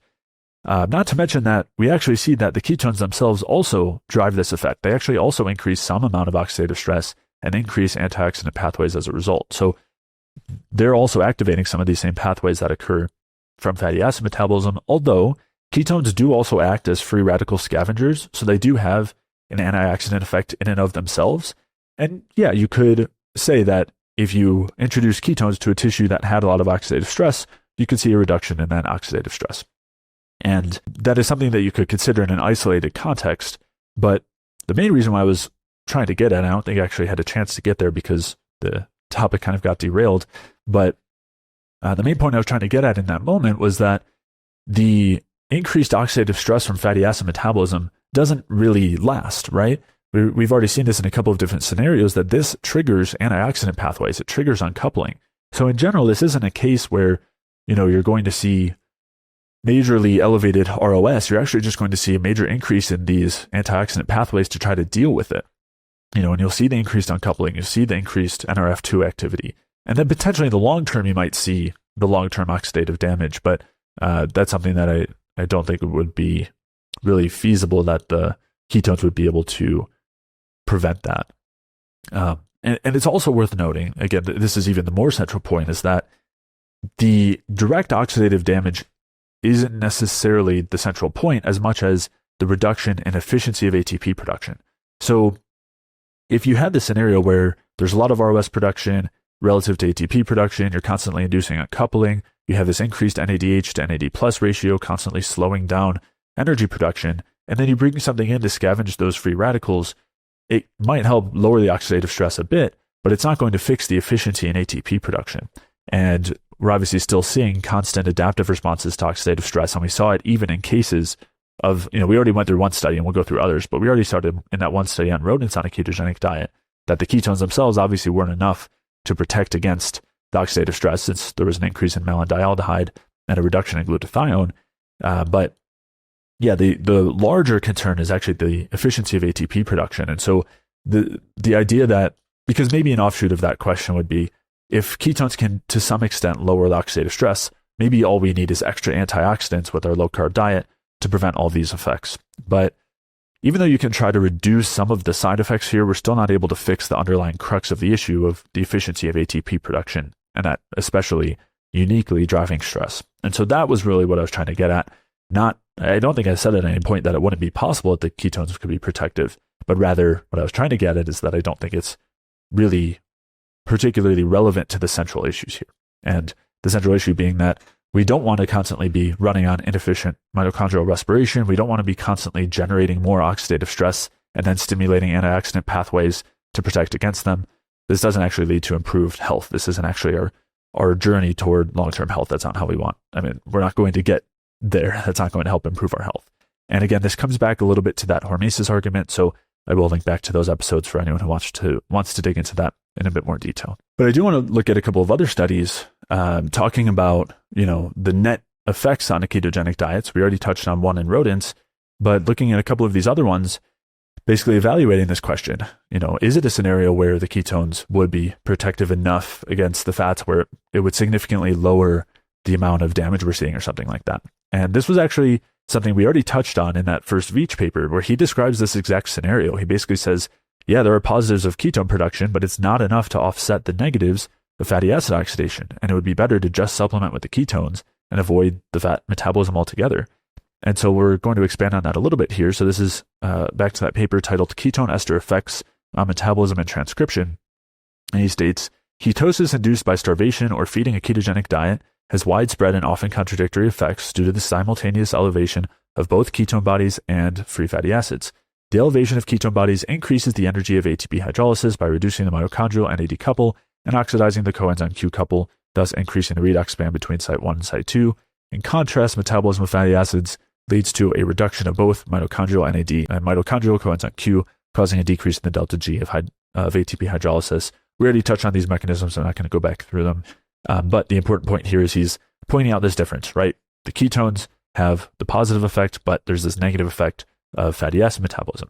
And so in this paper, he's talking about this idea that we want to get the ketones without those negatives. And so he goes on to state, accordingly, to obtain the desirable effects of ketosis in treating Alzheimer's or Parkinson's disease, increasing the delta G of ATP hydrolysis, decreasing and overcoming the insulin resistance present in many acute injuries, or combating free radical toxicity, an orally absorbable ketone body ester was synthesized, which was comprised of the monoester of D-beta-hydroxybutyrate and R13-butanediol. So what he's saying here is basically, because this is such a concern that there's basically the ketones can't offset all those benefits, we're investigating, creating this ketone body that can be used essentially as a supplement so that we can overcome all these negative effects of the low-carb diet. So that's something that was, again, described by Veach, one of the pioneers in terms of ketosis research. And we see some of these things play out when we look at research on humans on ketogenic diets. And this is a study titled Ketogenic Diet in Epileptic Children, Impact on Lipoproteins and Oxidative Stress. And so they state, Nazarowicz et al. Investigated the short-term ketogenic diet effects in young women and showed increased levels of total antioxidant status, whereas catalase and SOD remained unchanged. On the other hand, our group has recently investigated lipid peroxidation in 26 children under the classic ketogenic diet and observed high levels of plasma T-bars. It is possible that ketogenic diets act as an antioxidant at the central nervous system, but induces oxidative stress in the peripheral system, thus contributing to a negative clinical prognosis. So he's describing the exact same thing that Veach was describing, which is that, sure, we might see some benefits in the areas where we're looking at the ketones themselves, and in the short term, we do see the activation of these antioxidant pathways. But in the long term, the negative effects in the peripheral system due to relying on fat as a fuel basically induces oxidative stress, and we see this elevated levels of T-bars, which are an indicator of oxidative stress. And so this is something that's played out, and this is in children who are on the ketogenic diet long term. And that's what they're saying there. So we're actually seeing, in the studies that we do have looking at longer term ketogenic diets, that's the kind of thing that we're seeing, which is not suggesting that the ketones would be enough to outweigh even just the oxidative stress effects here. And then, as I was saying, the ketones themselves are actually shown to increase oxidative stress and increase the antioxidant pathways. So this is actually the same thing that the fatty acid metabolism does. It's not to the same extent because they're more efficiently metabolized compared to fats, but they do still have this. They do still have an increase in oxidative stress relative to glucose metabolism. And so we'll look at a couple of studies here showing that in rodents on ketosis and looking at looking even in the brain where they're utilizing ketones and seeing some of these effects. So this is a study titled Metabolic Responses in Endothelial Cells Following Exposure to Ketone Bodies. So this one isn't actually looking in the brain, but this is looking at the effects of ketones in this scenario. And they state, the exposure of cells to ketone bodies exerted a moderate genotoxic effect measured by a significant increase in DNA oxidative damage. However, cells pre-treated with ketone bodies for 48 hours and subjected to a secondary oxidative insult significantly decreased DNA damage compared to control oxidized cells. This protection occurred via the activation of the NRF2 pathway. In ketone body treated cells, we found increased levels of NRF2 in nuclear extracts and higher gene expression of HO-1, a target gene of NRF2, compared to control cells. These results suggest that ketone bodies, by inducing moderate oxidative stress, activate the transcription factor NRF2, which induces the transcription of target genes involved in the cellular antioxidant defense system. So we talked about this earlier with fat metabolism, but we're actually seeing it with ketone metabolism here as well, where there's moderate oxidative stress involved that is triggered or driven by the ketone bodies that then activates these antioxidant pathways. So again, if we're thinking about a situation where you have fat metabolism causing oxidative stress and causing the activation of the antioxidant pathways, would adding ketone bodies to that scenario really help when A, you already have the oxidative stress, and then you're already trying to quench it with the antioxidant system? Would it make sense that ketones would actually help this scenario? So this is the kind of thing that, again, is why I was saying it probably isn't actually the case. That's why I would say in that question, I don't think the ketone bodies are enough to protect against the fat metabolism. Obviously, we saw this play out in that study that I mentioned earlier. And we'll look at this in a couple of other studies. This one is looking at mice, the hippocampus of mice on a ketogenic diet. And this study is titled The Ketogenic Diet Increases Mitochondrial Uncoupling Levels and Activity. And they state maximum mitochondrial respiration rates were significantly higher in ketogenic diet versus standard diet treated animals, indicating increased uncoupling protein-mediated proton conductance that can reduce ROS production. So we're seeing that same effect. We saw this earlier with fatty acid metabolism, that you see an increase in uncoupling, normally due to oxidative stress first, that then causes the uncoupling. And we're actually seeing this in the brain in mice on a ketogenic diet, that there's this increase in uncoupling, which again means less efficient ATP production. And then lastly, we'll look at this study titled Nutritional Ketosis and Mitohormesis, Potential Implications for Mitochondrial Function and Human Health. And in this case, what they found was that the ketogenic diet increased ROS production, stimulated antioxidant pathways, and they found that ketones themselves, like beta-hydroxybutyrate, had signaling effects that basically drive this hormetic intervention, this situation of increased damage and stress, trying to activate defensive pathways. And this is something we touched on quite a bit in those episodes talking about hormesis, but this argument is made for tons of other things that are also inherently damaging to our physiology. We've seen arguments like this made for cigarette smoke, for heavy metals like mercury and cadmium, that they cause oxidative stress that increases antioxidant pathways, so it must be a good thing. And then, of course, we see it also applied to fasting, caloric restriction, ketogenic diets. But I would argue, and we again go through all the research supporting this in those articles and in the episodes, that this actually is not the way that we drive health. This actually leads to reduced health. But let's look at what this study or this paper is describing in terms of the effects of a ketogenic diet on oxidative stress and antioxidant pathways. And so they state, ketogenic and low-carb diets greatly increase reliance on fat oxidation, which would logically be expected to increase mitochondrial respiration and mitochondrial ROS production, and in turn induce mitohormesis. Furthermore, mitochondrial ROS produced through reverse electron transport appears to have particular relevance to hormetic adaptation, including increased lifespan. We talked through the lifespan-related research in regard to hormesis in that series. They go on to state nutritional ketosis is likely to increase reverse electron transport by altering the FADH2 to NADH ratio. As the primary source of acetyl-CoA shifts from glycolysis to beta-oxidation and ketolysis, this ratio increases, more than doubling for beta-oxidation of longer-chain fatty acids. Electrons from FADH2 reduce the CoQ pool through complex 2 and ETF Q oxidoreductase, thereby increasing reverse electron transport. Furthermore, succinate is generated during ketolysis by succinyl-CoA3 oxoacid-CoA transferase, which also promotes reverse electron transport by reducing the CoQ pool through complex 2.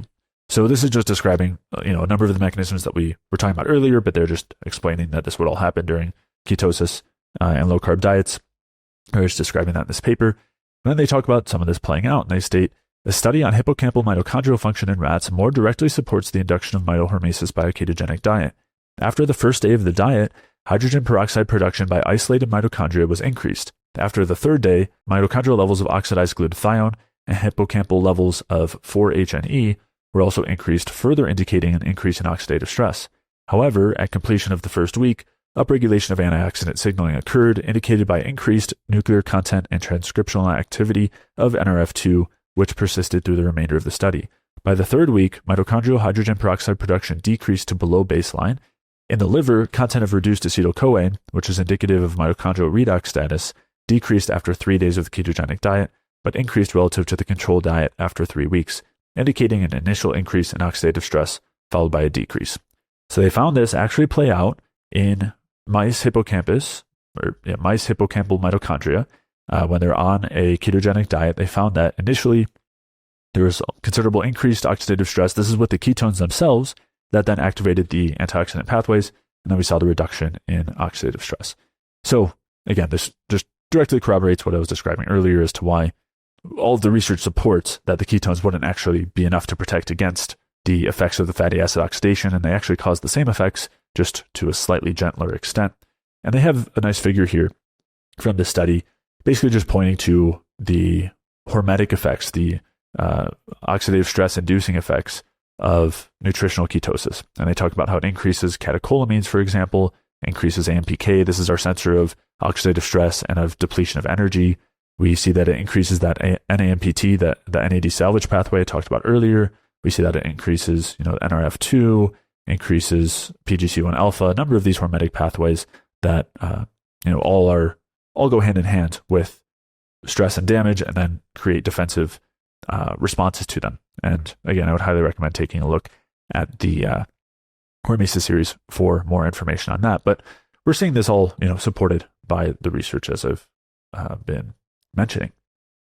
So let's talk through the kind of last section here in regards to this this topic, which is looking at the research on humans on low-carb ketogenic diets and what the effects are and whether we see these things play out. And as I was saying earlier, we don't have the biopsy data that we would like to have looking at long-term ketogenic diets and looking at exactly, what might happen in the mitochondria there. But there's no reason to think or support that there would be any difference based on everything we've gone through so far. But we do have data looking at the effects in humans that, is looking at more downstream effects that, we can look at without doing the biopsies, for example. And, it does suggest elevated oxidative stress and impaired energy production, and it does corroborate the mechanisms that we've been going through today. And so one study to start with here is one that we already talked through a little bit, and this is the study titled Ketogenic Diet in Epileptic Children, Impact on Lipoproteins and Oxidative Stress. And as we noted earlier, I'm not going to reread the whole quote, but there was an increase in lipid peroxidation in the kids on the classic ketogenic diet based on the elevated levels of T-bars. And so they talk about how the ketogenic diet was inducing oxidative stress. So that's, one of the studies. There's not very many looking at long-term ketogenic diets and the impact on oxidative stress. And so we are seeing here increased levels of T-bars. And this is, this is corroborating this increase in oxidative stress that we are seeing on a low-carb ketogenic diet. Now, it's also worth looking at some studies showing the effect of a low-carb ketogenic diet on insulin resistance, and basically that it blocks glucose metabolism. The reason why this is important is because it supports the mechanisms that Randall had pointed to And we talked through some of those earlier. We went through some of them in certain diagrams and figures. We also looked at a little bit of his research. And these mechanisms depend on a decrease in the NAD plus to NADH ratio, which inhibits pyruvate dehydrogenase. They also depend on the buildup of acetyl-CoA, which also depends on that ratio to inhibit pyruvate dehydrogenase. And so these mechanisms that we've been talking through are central to the Randle cycle and the Randle effect. So when we see here that going on a low-carb, high-fat diet interferes with glucose metabolism and therefore causes an increase in insulin resistance, this is supporting these mechanisms that we've been looking at. Basically, when we're utilizing more fat, we're going to see the increased FADH2 to NADH ratio, the reduced NAD plus to NADH ratio, the less efficient ATP production, the decrease in the rate of the citric acid cycle, the inhibition of pyruvate dehydrogenase. So we'll go through a few studies here that are supporting this. First one is titled Effect of Short-Term Starvation versus High-Fat Diet on Intramyocellular Triglyceride Accumulation and Insulin Resistance in Physically Fit Men. And so in these men, they basically looked at fasting versus a low-carb diet versus a normal diet. And the low-carb diet was 2% carbs, 83% fat, 15% protein. The normal diet was 50% carbs, 35% fat, and 15% protein. And again, this was in physically fit men. And what they found was that in conclusion, this investigation demonstrated that in the same lean, physically fit men, dietary-induced elevation of intramyocellular triglyceride and impairment of glucose tolerance and insulin sensitivity were similar after 67 hours of the low-carb, high-fat diet and the same period of starvation. So what they found, basically two important things here. One was that there was a reduction in or impairment in glucose tolerance and insulin sensitivity on the low-carb diet and on starvation, in the period of starvation. And they also found something we were talking about earlier, which is that low-carb diets mimic the fasting or starvation state. So we saw all of that being supported here. And again, this supporting the mechanisms we were describing earlier. And I'm just going to go through a couple of these studies rather quickly. And, I'll cite all of them in the show notes for anyone who wants to dig in deeper, because there are quite a few other studies and other concepts I want to get to. So this study is titled A High-Fat, High-Saturated Fat Diet Decreases Insulin Sensitivity Without Changing Intra-Abdominal Fat in Weight-Stable, Overweight, and Obese Adults. They had a control diet, which was 47% carbohydrates and 35% fat. They did that for 10 days, and then they looked at a 4-week low-fat diet. So this was 62% carbs, 20% fat, or a high-fat diet, which was 27% carbs, 55% fat. And they did an insulin clamp to identify insulin sensitivity, and they showed reduced glucose disposal on the high-fat diet. So that basically means there was an impairment in insulin sensitivity on the high-fat, low-carb diet, again, supporting what we were describing. And that was, of course, a longer-term study looking at 4 weeks on a low-fat versus a high-fat diet. In this next study, which is titled Dietary Fat Content Alters Insulin-Mediated Glucose Metabolism in Healthy Men. In this study, they looked at 3 kind of extreme diets. They basically did an extremely low-fat diet with high carbs. It was like 0% fat, 85% carbs. They then did high-fat and high-carb, 41% fat, 44% carb. And then they did high-fat, low-carb, which was 83% fat, 2% carbs. And they did each of these diets for 11 days. And they did find there was a major increase in fat metabolism and fat oxidation on the high-fat, low-carb diet, as you see with all these studies that there's an increase in fat metabolism when you shift to these diets. And sometimes, people will say, well, you can't evaluate these things in such a short term, but we're seeing it directly here that there is pretty immediate adaptation to increase fat metabolism. Typically see a pretty immediate effect in terms of ketone production as well. Obviously, there's continued adaptations, but we do see a lot of these things early on. And so you can see here very clearly, as the fat levels increased and the carb levels decreased, there was far higher fat oxidation. And so they looked at insulin sensitivity on these different diets, and they did that by doing a hyperinsulinemic euglycemic clamp and seeing the amount of glucose disposal. So basically, they provide extra insulin and see how much glucose gets taken up. And what they found was really interesting here. They found that the total amount of glucose taken up by the tissues was actually the same. There was no statistical difference, but there was a massive inhibition of oxidative glucose metabolism to nearly zero. And there was a major increase in non-oxidative glucose metabolism. That was nearly doubled. So this is, we're talking about glycolysis, the conversion of glucose to lactate, which is, of course, not ideal. This is not an optimal way to produce energy from glucose. And so we can see that here, that on the top, we're looking at the total glucose disposal. So between the 3 different groups, there wasn't actually a consistent difference. But when we look at the oxidative glucose disposal, this is the efficient usage of glucose. It was way lower on the high-fat, low-carb diet. And the non-oxidative glucose disposal was way higher on the high-fat, low-carb diet. So basically, it was a shift toward inefficient glucose metabolism and a shift toward increased glycolysis. And they state here, although glucose transport measured as glucose disposal was not affected by high-fat intake, glucose oxidation was around 90% lower after the high-fat, low-carb diet. So again, this is directly supporting those mitochondrial mechanisms described by Randall and that we talked through earlier that basically show an inhibition of glucose metabolism and pyruvate dehydrogenase from fat metabolism, which supports all of those other pathways we described. And then the last study here is one titled Glucose and Lipid Homeostasis and Inflammation in Humans Following an Isocaloric Ketogenic Diet. And in this study, they had the participants do 4 weeks on a normal diet, which had 50% carbs, 35% fat, and then 4 weeks on a keto diet, which was 5% carbs and 80% fat. And this was a metabolic ward study on men without diabetes. And what they found was when they went on the keto diet, there was a clear increase in ketone levels. There's a clear increase in free fatty acids and on glucagon, which we'll be coming back to that in a second. But it basically demonstrates they were very obviously in ketosis. And they also found reduced insulin sensitivity on, when they were eating the high carb meal, when they were on the high carb diet versus when they were on the ketogenic diet, where basically there's higher glucose levels and higher insulin levels following the carbohydrate containing meal. And we can see that here. This is looking at both groups. The ketogenic diet is the hollow squares and the hollow triangles, whereas the baseline diet is the higher carb diet, which is the filled in squares and the filled in triangles. They both got the same carbohydrate containing meal. And when you look at the ones on the ketogenic diet, they had far higher glucose levels and far higher insulin levels, which both demonstrate a clear decrease in insulin sensitivity, a clear increase in insulin resistance. Again, supporting all those earlier mechanisms.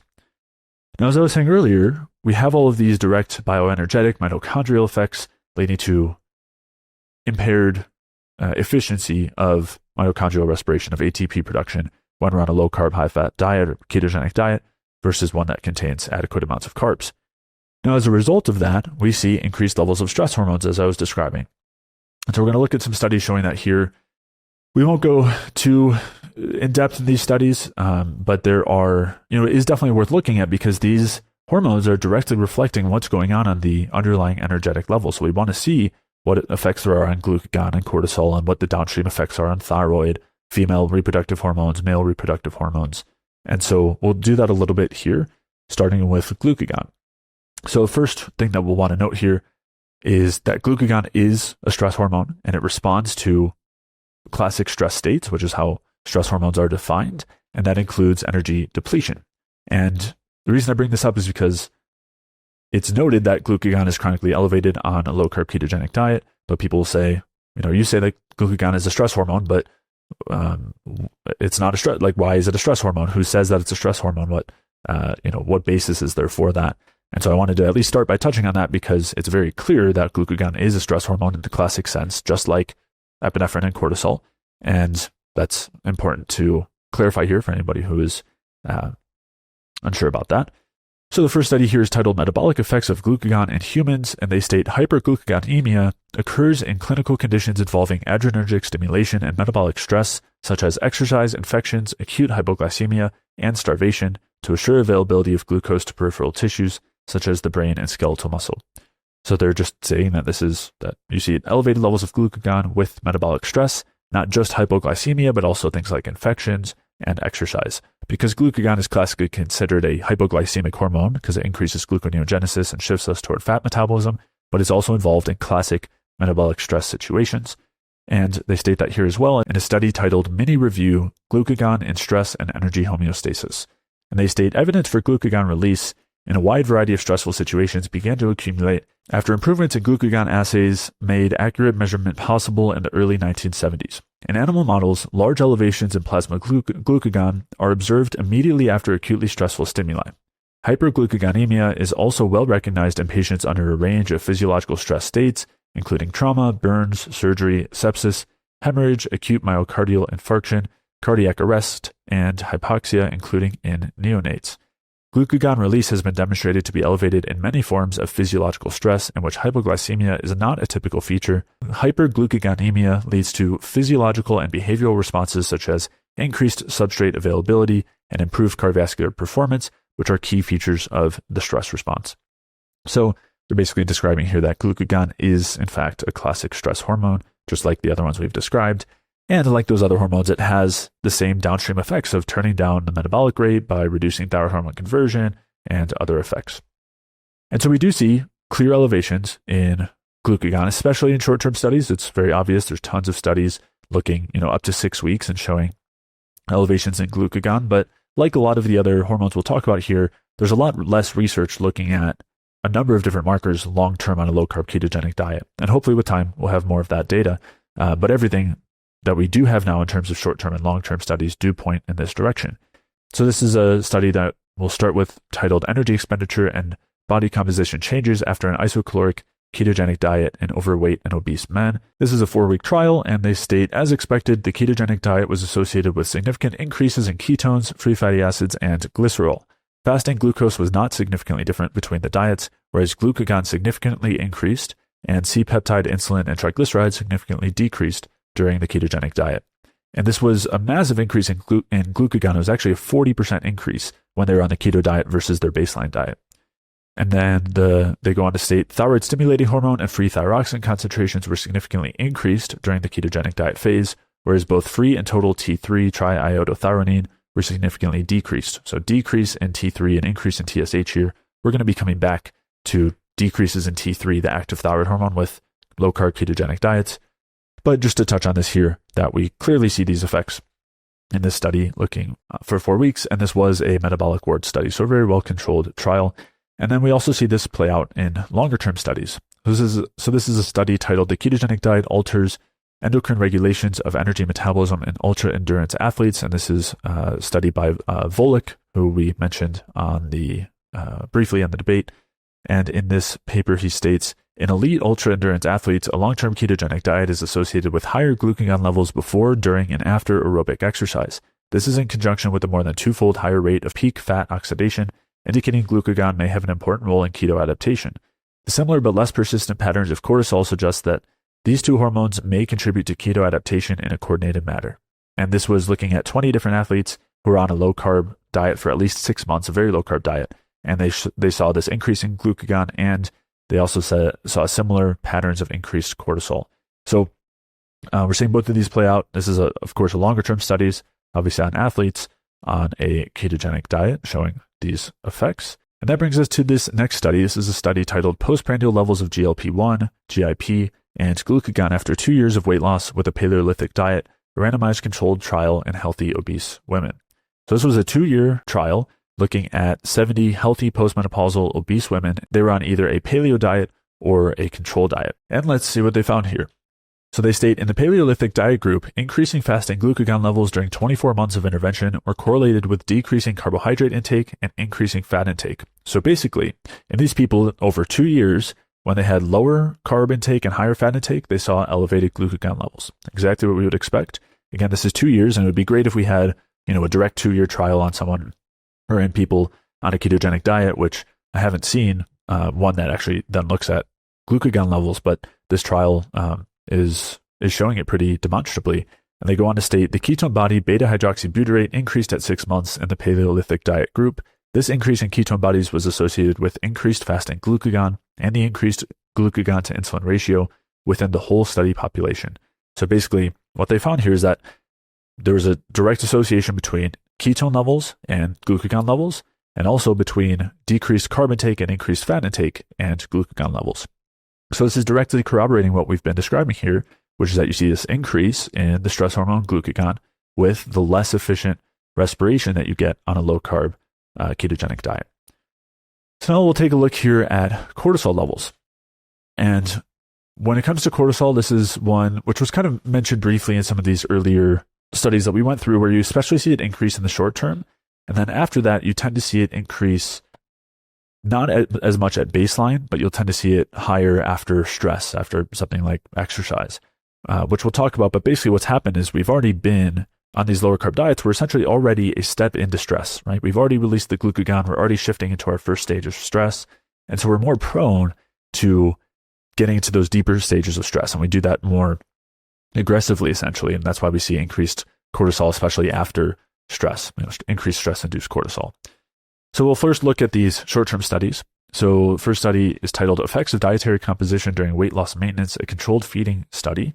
And they state 24-hour urinary cortisol excretion, a hormone measure of stress, was highest with a very low-carb diet.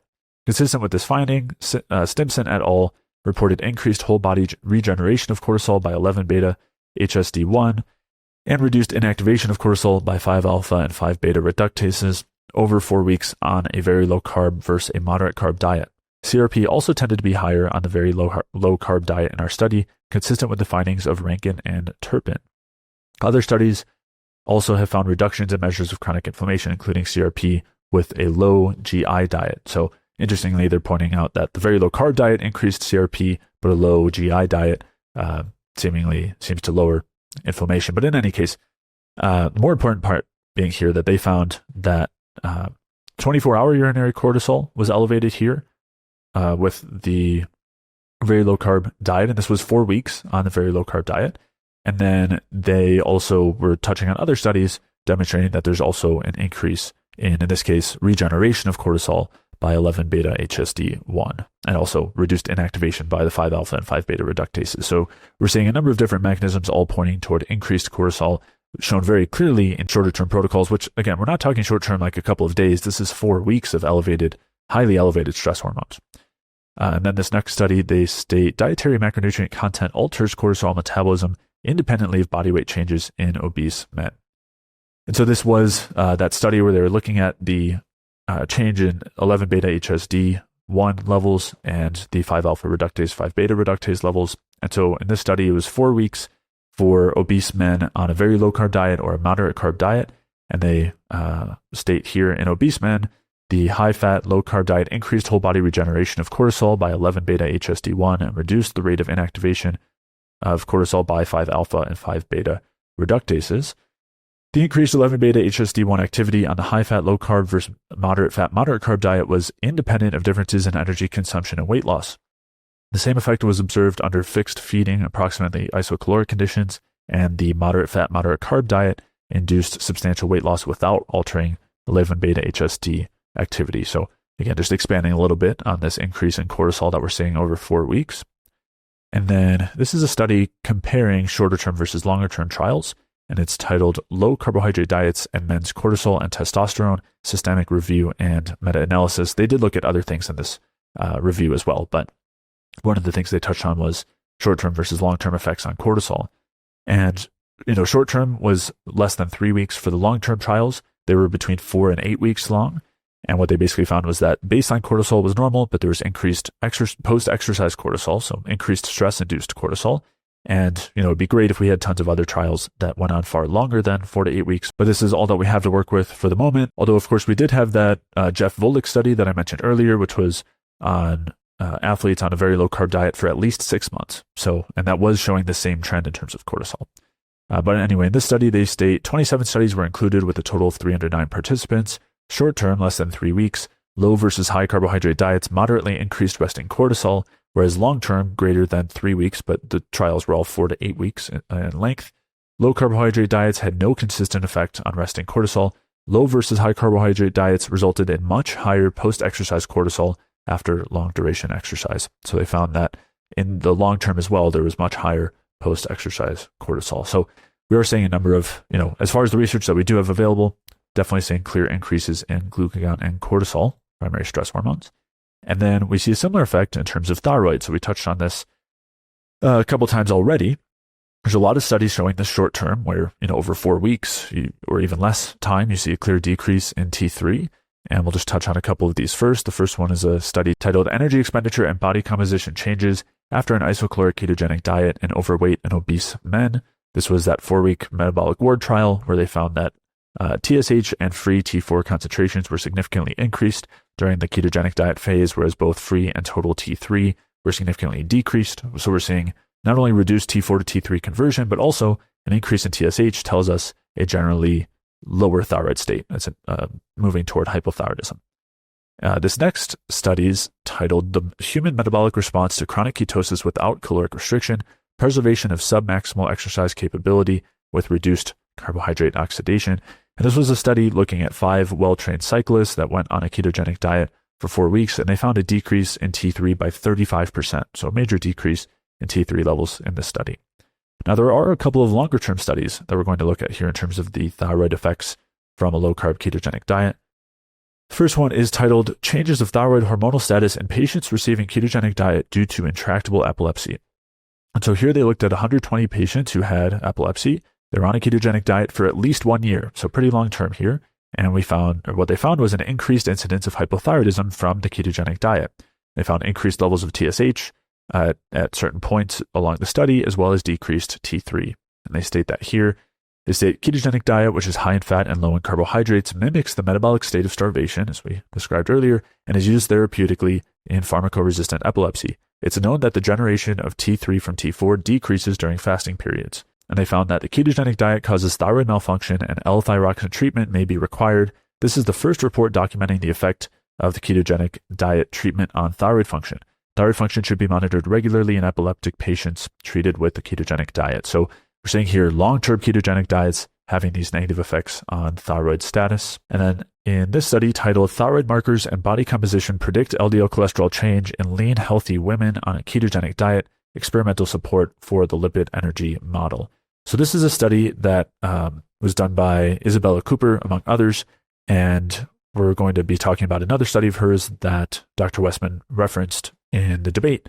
But in this study, they looked at lean, healthy women on a low-carb diet, looked at their body composition and thyroid markers and LDL levels, and a number of different markers. And this was on women who consumed a ketogenic diet for at least 6 months, but the average was 4 years. So we're talking long-term ketogenic diet here. And what they found was that the baseline free T3 levels were at 2.5 picograms per milliliter, which would be in the subclinical low range. It's not actually below the reference range, but I think pretty much any kind of functional integrative practitioner would consider those levels to be low. I certainly would. And what they found was those levels increased dramatically from 2.5 picograms per milliliter to 3.5 picograms per milliliter after just 3 weeks on a carbohydrate-containing diet. So there's an immediate shift from basically low T3 levels to normal or even optimal T3 levels after 3 weeks on a carb-containing diet when they came from their keto diet. When they went back to their keto diet, the T3 levels went right back down. They also found that the baseline reverse T3 levels were elevated, again, subclinically elevated. So they found that the reverse T3 levels were 19.5 nanograms per deciliter. Again, based on the standard range, this wouldn't be considered elevated, but based on, functional range, this would definitely be elevated. I would consider this to be elevated. And so what we were basically seeing here is that there's a reduction in T4 to T3 conversion when on a ketogenic diet. And that's why we see lower free T3 and increased reverse T3. And we'll just share a quick quote stating this from the study where they state, consistent with what has been documented in randomized crossover trials, free T3 was lower in the ketogenic phases when compared with the higher carbohydrate phase. Additionally, we found that free T3 and T4, but not TSH or reverse T3, were predictive of LDL cholesterol change, which is consistent with the role of thyroid hormones in regulating systemic lipid energy trafficking to meet energy demands during carbohydrate restriction. This is referring to the lipid energy model. I did a podcast episode discussing this before, so I'll link to that. But in this study, this is looking at women who are on the keto diet for an average of 4 years, saw low T3 and elevated reverse T3. So we're seeing all of these effects that we would expect to see from the bottom up play out in these low carb diets. Now we're going to look briefly at some effects on the reproductive hormones. And this is a study titled The Ketogenic Diet Adolescents Can Do It Too. And so this is looking at adolescents on a ketogenic diet for an average of 1.2 years and looking at the girls especially and the effects on the female hormones. And so we'll go ahead and share these quotes here where they state the diet's effect on menses was not surprising, with 45% of our girls reporting amenorrhea or irregular cycles, although significant weight loss was seen by only half of those with menstrual irregularities. By minimizing body fat, the diet may mimic the menstrual side effects seen in starvation and certain female athletes.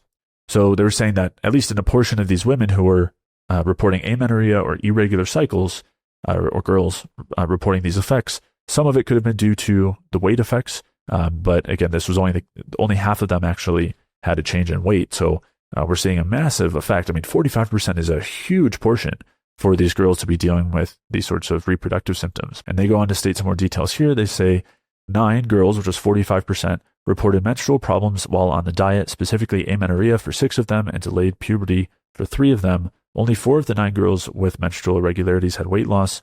1 adolescent began hormonal therapy, combination of estrogen, progesterone, oral contraceptive to induce menses. 8 experienced a return of normal menses after diet discontinuation. So when they went off the ketogenic diet, the hormonal issues resolved. They normalized. So we were seeing basically a huge portion, 45% of the girls in this study doing long-term ketogenic diets having some major issues, amenorrhea, irregular cycles. And then again, in 15% of them, there was delayed puberty. So we're seeing some pretty significant harmful effects on the female hormones in this study looking at girls on a longer-term ketogenic diet. And then we do see some studies pointing in the direction of some negative effects on testosterone. These especially have to do with excessively high protein diets and diets with a high protein to carbohydrate ratio, and showing that those things decrease testosterone. And so this first study is titled Low Carbohydrate Diets and Men's Cortisol and Testosterone, Systematic Review and Meta-Analysis. We touched on this one earlier. And here they state that moderate protein, less than 35%, low carbohydrate diets had no consistent effect on resting total testosterone. However, high protein diets of greater than 35%, low carbohydrate diets greatly decreased resting and post-exercise total testosterone. So in this case, they were saying that, especially with the high protein diets, there was a major cost to testosterone. And in this study titled Testosterone and Cortisol in Relationship to Dietary Nutrients and Resistance Exercise, what they found was that significant correlations were observed between pre-exercise testosterone and the percent energy protein and the protein to carbohydrate ratio. So basically, as the protein to carbohydrate ratio increased, testosterone decreased. So what we're seeing here is all of these underlying biochemical, mitochondrial, bioenergetic mechanisms that we've been citing are playing out in terms of the effects on oxidative stress markers, in terms of the effects on insulin sensitivity, in terms of the effects on the hormones. And so, all of this is, when we're looking at the research on humans on low-carb diets, this is what we have to look at that does all corroborate these pathways. And it'll be great to see further research here that gets into more of these details and further corroborates this. But right now, I wanted to make sure to share all of that research pointing in this direction that I definitely did not have the opportunity to go through on the debate. And hopefully that helps resolve some of the disagreement regarding that, that sticking point that Dr. Westman had. All right. So at this point, this episode has gotten quite a bit longer than I anticipated. So we're going to wrap up here and we'll dig into a lot more in part 2. In part 2, I'll be going over the paper that Dr. Westman brought up from Isabella Cooper. I'll be talking about whether we should be caring about the changes in some of these markers, which Dr. Westman was suggesting that maybe we shouldn't be caring about these markers. We should care about, if we're seeing other effects here. We'll also be talking about the differences between fat and carb utilization on in an insulin resistant state and in the heart and heart failure. We'll be talking a bit about the rate of living theory and whether a low metabolic rate is a good thing. We'll talk very briefly about babies being born into ketosis, because this was something that he mentioned, as well as glycation related to higher carb diet and whether carbohydrates are addicting and a couple other things like that. So we'll dig into all that in part 2. If you did enjoy today's episode, please leave a like or comment wherever you're listening. And as always, to check out the show notes where I'll link to the studies, articles, and anything else that I referenced throughout today's episode, you can head over to jfeldmanwellness.com/podcast. And with that, I'll see you on the next episode.